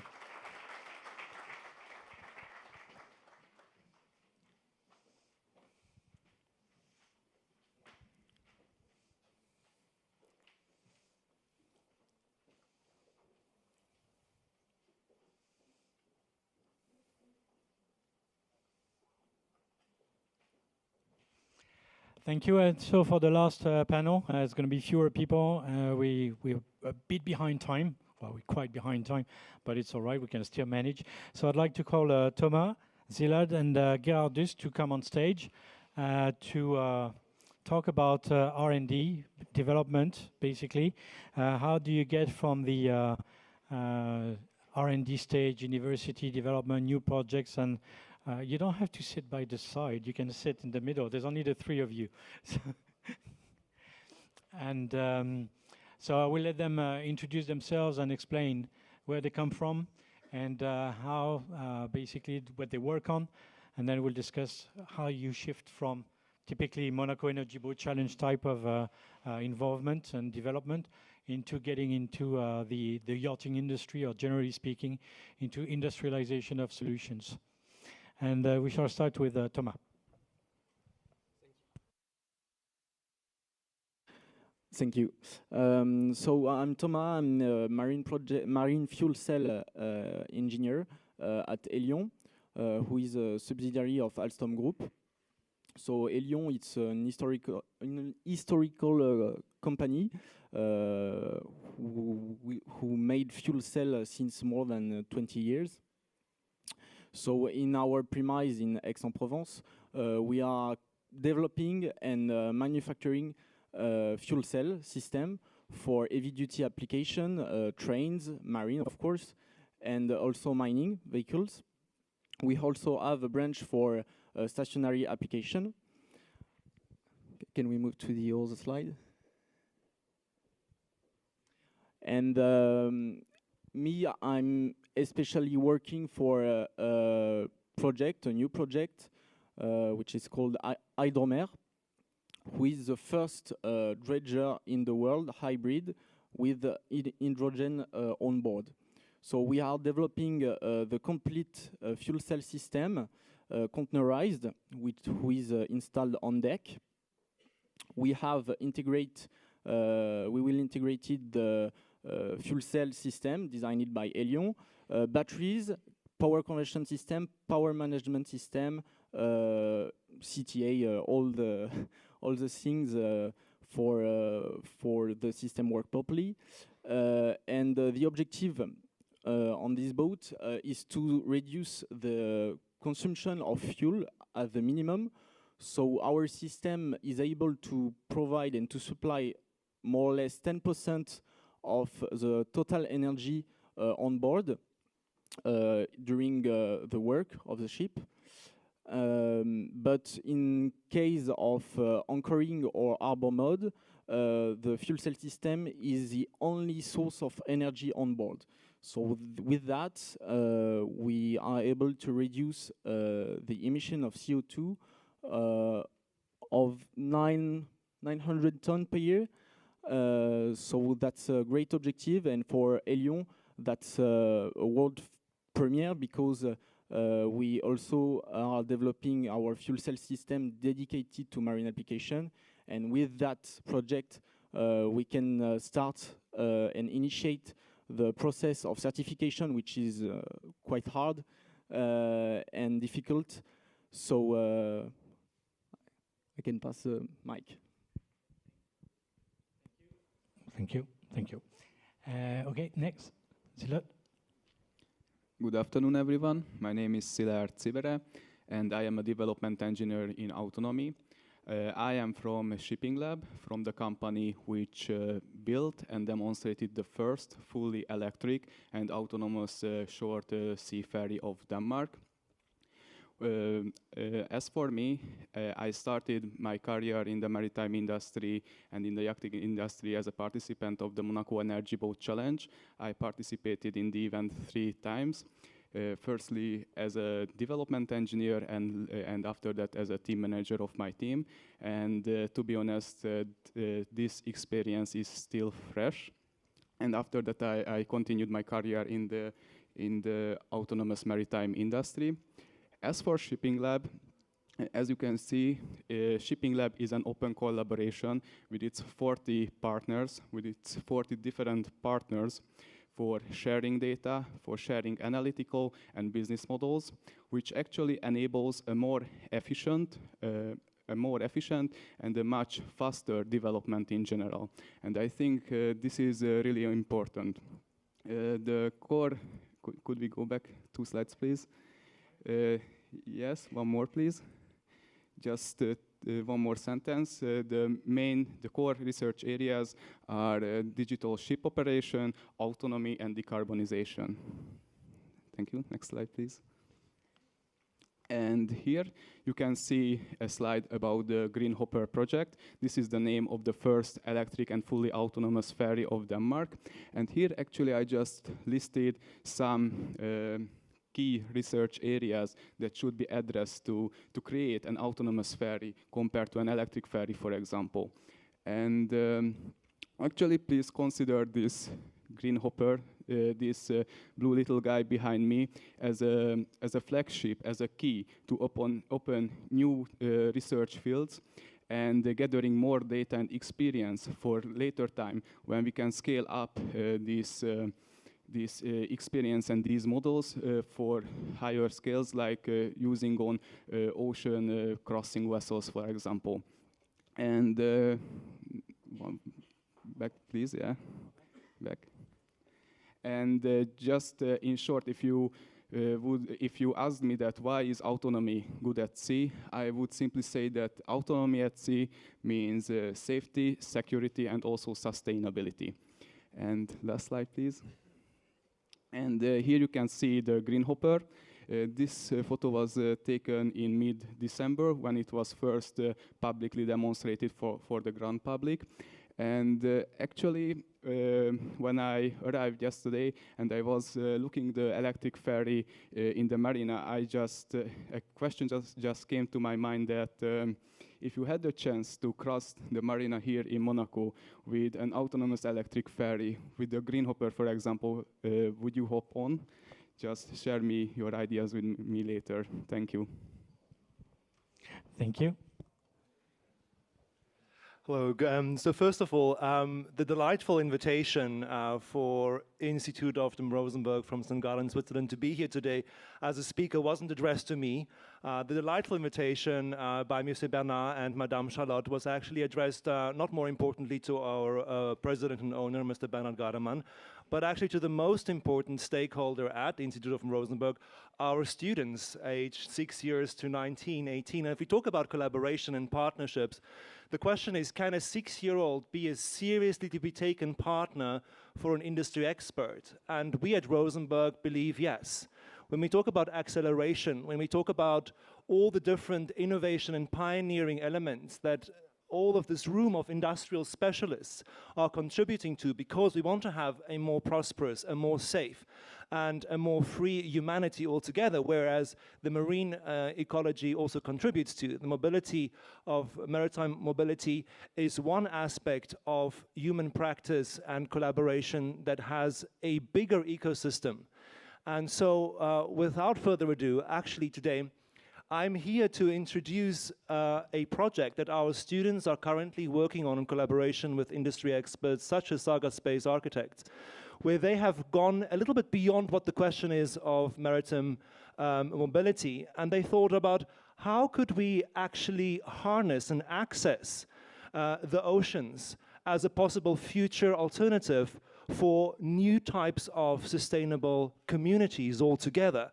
And the ideas that our students brought together, or what primed them to come to this project, very often comes from other linking projects, such as the Mission O2 project that Rosenberg does in collaboration with the Yacht Club here in Monte Carlo and the Oceanographic Museum, but also initiatives by Sir Norman Foster and the ECHO of the European Union. What could the future of mobility, the future of habitats look like? And so the floating habitat, which then the students named into the Blue Nomad, addresses a lot of what's already here in terms of combination of art, science and technologies brought into the room today, but it's also their vision of how somebody from this demographic group feels that they can actually actively contribute to the acceleration of the innovation that we are hoping for. So here are their voices. Greetings from sunny Switzerland. I am Verenia. And I'm Tanya. We are students at Institute of the Rosenberg in Switzerland.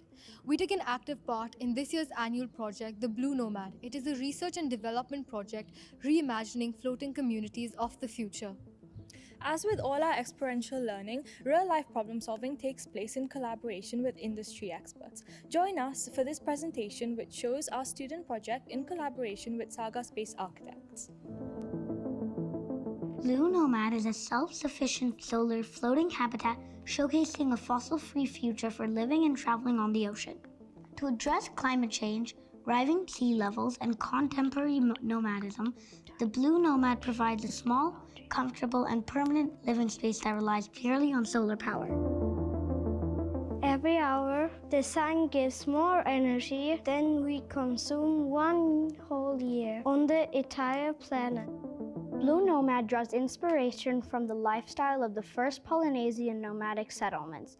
Their typical way of exploring the world was a via outrigger, a boat typology made of organic materials with an ocean-going stability through the side pontoon. We started with an idea. We wanted to do an unfolding habitat. We tried to make it as stable as possible. I make a habitat that can float and move fast over land. It has solar energy and lots of people can live on it. My favorite thing about the habitat is that there's a side boat. So let's say if the habitat is sunk or damage, instead of like having to stand on the remains, you can just go and get onto that boat and speed away. When I designed it, I saw online that most floating habitats were plain colors, like white, black, and gray. So I decided to make mine colorful. I like colorful. When you look around it, all the windows are clear, so it feels like you're in the outside world and around the environment. I wanted to make mine bigger so that a lot of greenery, plants, flowers, and crops can fit inside to make food and be sustainable. The Blue Nomad proposes an idea of future traveling and living on water that relies purely on solar energy for propulsion, fresh water, food production, and electricity, providing a close to fully self-sufficient home. When looking into sustainability, we had two solutions: blue tech and designing a future lifestyle. We want this prototype to be a technology demonstrator and show that small spaces can function just as much as big spaces can on water. This is the habitat I designed with the power of AI. Its main function is to be stable and remain a solid buoyancy when traveling in the ocean. During class, we looked at producing fully sustainable floating farms on aeroponics. The inhabitants of the habitat are fed by a mixture of grown plants and gathered resources from the ocean. Fish, mussels, and kelp can be collected straight from the ocean, and supplements of grown greens in aeroponics system can complement the ocean-based diet. In preparing our designs, we looked into a variety of materials to use for building that we thought would be effective. In the end, we decided to place our focus on sustainability, so we chose local, lightweight, regenerative, and recyclable materials to use. Some of those materials included using plastic that is collected from the ocean and recycled into new plastic, such as these shoes, plywood that is waterproof and can be used for marine interiors, and seaweed polymer, which is plastic that is found from kelp. In this project, I was mostly focusing on economically developing the floating habitat, as well as developing its sustainable side, creating sustainable energy on the floating habitat, making the resources that we use there completely recyclable, and that the energy is coming from some of the waste and some from the solar panels, hydroelectric power, and that can create a sustainable environment there. All these solutions help to create the fusion energy that we will need as a humanity in the future. We can use sun energy collected by solar panels, which we can then convert it to electricity, so we can filtrate water, make food, and make materials on the floating habitat itself. This is a diagram of how are we going to filtrate water from rainwater inlets and saltwater inlets onto the water tanks, so that we can use it to shower, for the bathroom sinks, kitchen sinks, and then we can also then put it in the outlet so that it can disappear into the ocean. Here is a scheme of energy that's going to be used on the floating habitat. We will use solar panels, as well as an option to add hydro generators, as well as vertical windmills to create even more energy if the floating habitat is expanding. All the energy will be kept in the batteries, which will be then used to provide electricity to life support systems, to aeroponics farming system, to navigation and equipment systems, and of course electric boat engine, which will allow the floating habitat to move forward. We also included a fuel cell, electrolysis, and a hydrogen tank as an option to consider for our project. And here for you, an exclusive preview of the Rosenberg's floating habitat. The habitat is made of a structurally optimized weave of flax fiber, showing a future of organic and regenerative material harvesting. The interior welcomes 2 nomads to live permanently alongside 2 guests. The floating habitat will also have an operating system called the Habitat AI. This will also help with navigating and steering. And here's a quick overview of how the space is being utilized. We have bed number 1, bed number 2, the kitchen combined with a social area right there to maximize the space we have. Then we have the toilet, and also the folding solar array that will help generate power for the floating habitat. Our intensive research has taken us through the history of boat building to make us better understand how a good boat was built. And right now, where we are standing today, is the BFC, the biofiber composite. Our future habitat should include 3 key elements: an effective sailing performance combined with regenerative materials and high-tech manufacturing. By utilizing modern manufacturing techniques, quality standards can be kept high while having low labor requirements. And here you can see the weaving of the hull that is optimized for handling structural stresses. The habitats can be placed together, creating a community of building blocks. Thank you so much for sharing this moment with us, and we're looking forward to present our work with you at this year's Monaco Energy Boat Challenge.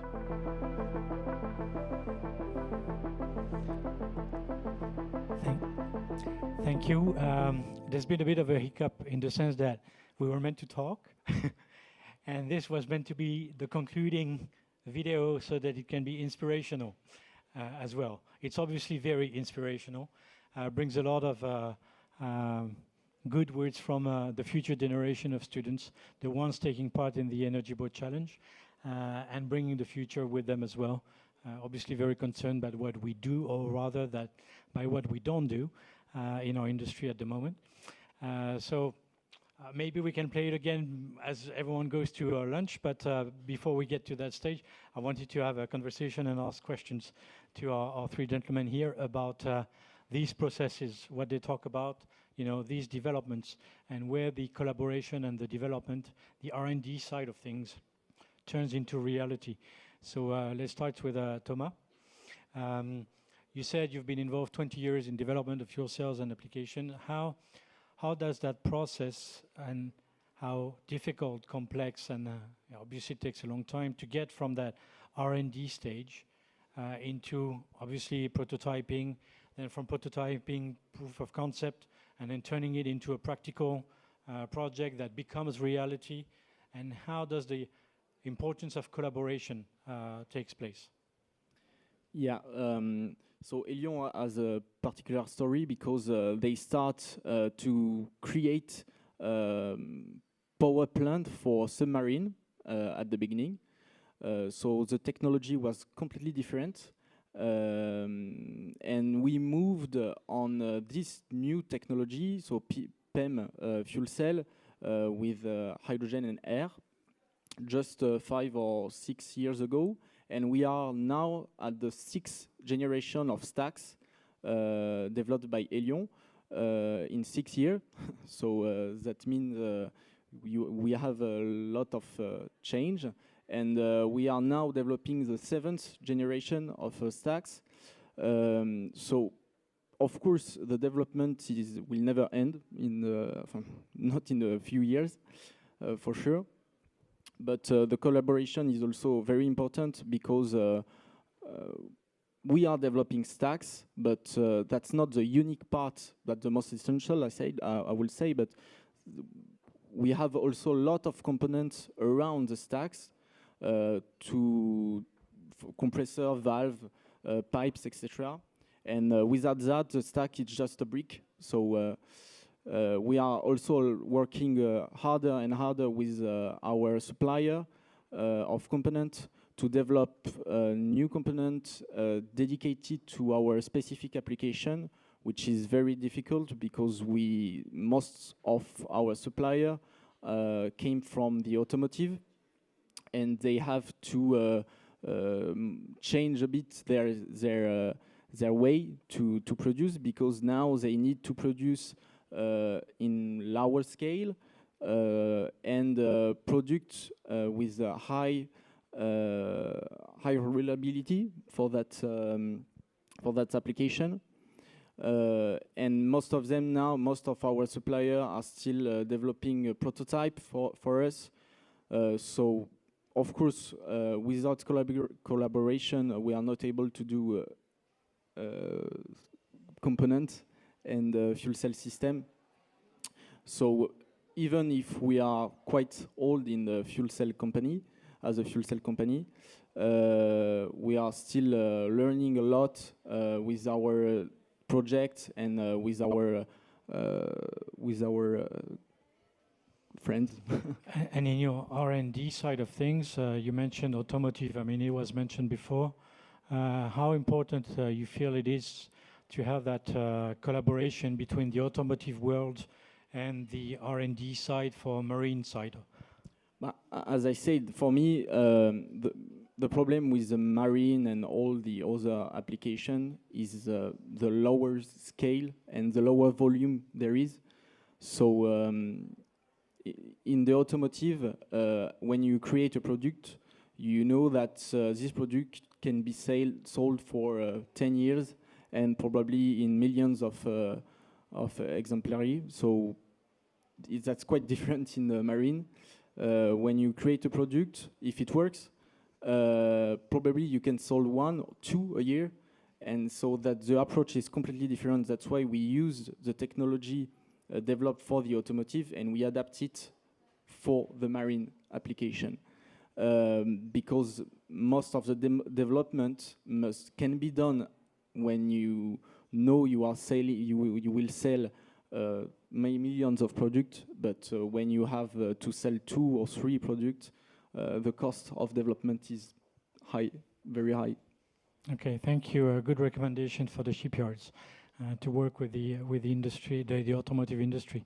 Before we take a couple of questions, Szilárd, can you tell us more about? You mentioned in your slide. Unfortunately, there's no the other slide that I saw before, where you said there's 29 companies. What I find interesting in your approach is that collaboration, is how you're developing a project involving actually 29 companies from Denmark. Can you tell us a bit more in terms of that R&D and the collaboration aspect, and whether you have also universities involved? How does that work in Denmark to give ideas to other countries? Yes, sure. Thank you for the question. Actually, based on my own experience, currently we have ambitious plans regarding sustainability and decarbonization in general. And what I can see, these challenges are really multidisciplinary. Actually, I think we have the knowledge to handle these challenges. The problem with the knowledge, that the knowledge is really decentralized with many companies, with many startups. And I think a forum or a hub should be created to bring this knowledge closer to each other. So this is what Shipping Lab is about. Everyone does the part of an autonomous the development of an autonomous ship in this example, which they are the best at. For example, we are facing academic issues. We have university partners. We face industrial challenges. We have many industrial partners, but also we need to face a lot of legal issues as well. So it's not that easy in that sense. And I think it is the key of this success is to bring knowledge closer together, share the knowledge, how I have highlighted it before, and yes, I think this is the key, to bring knowledge closer together. And I just also have a small remark regarding the automotive industry. I started my early career in the autonomous automotive industry, and actually we should learn from the automotive industry, and I totally agree with that idea that we can do this up to a certain point. But up until that certain point, we should borrow the knowledge from the automotive industry. Thank you. Anything else to add, Gerard? No, absolutely. I wanted to support this, and I think it's really important that we, as we approach also the same, very, very similar philosophy at Rosenberg, to break down the barriers of what used to be like silo subject, kind of like hubs, and open that up to hives, where the different subject areas in interdisciplinary and sort of in differences in its biodiversity and experience comes together to create a 360 approach to creative problem solving. And as I said, combining science, art, technology all together, very, very similar to what was just being said, absolutely. Thank you. 1 or 2 questions maximum, and then you can proceed to lunch. There was one there I don't know whether you have a microphone or.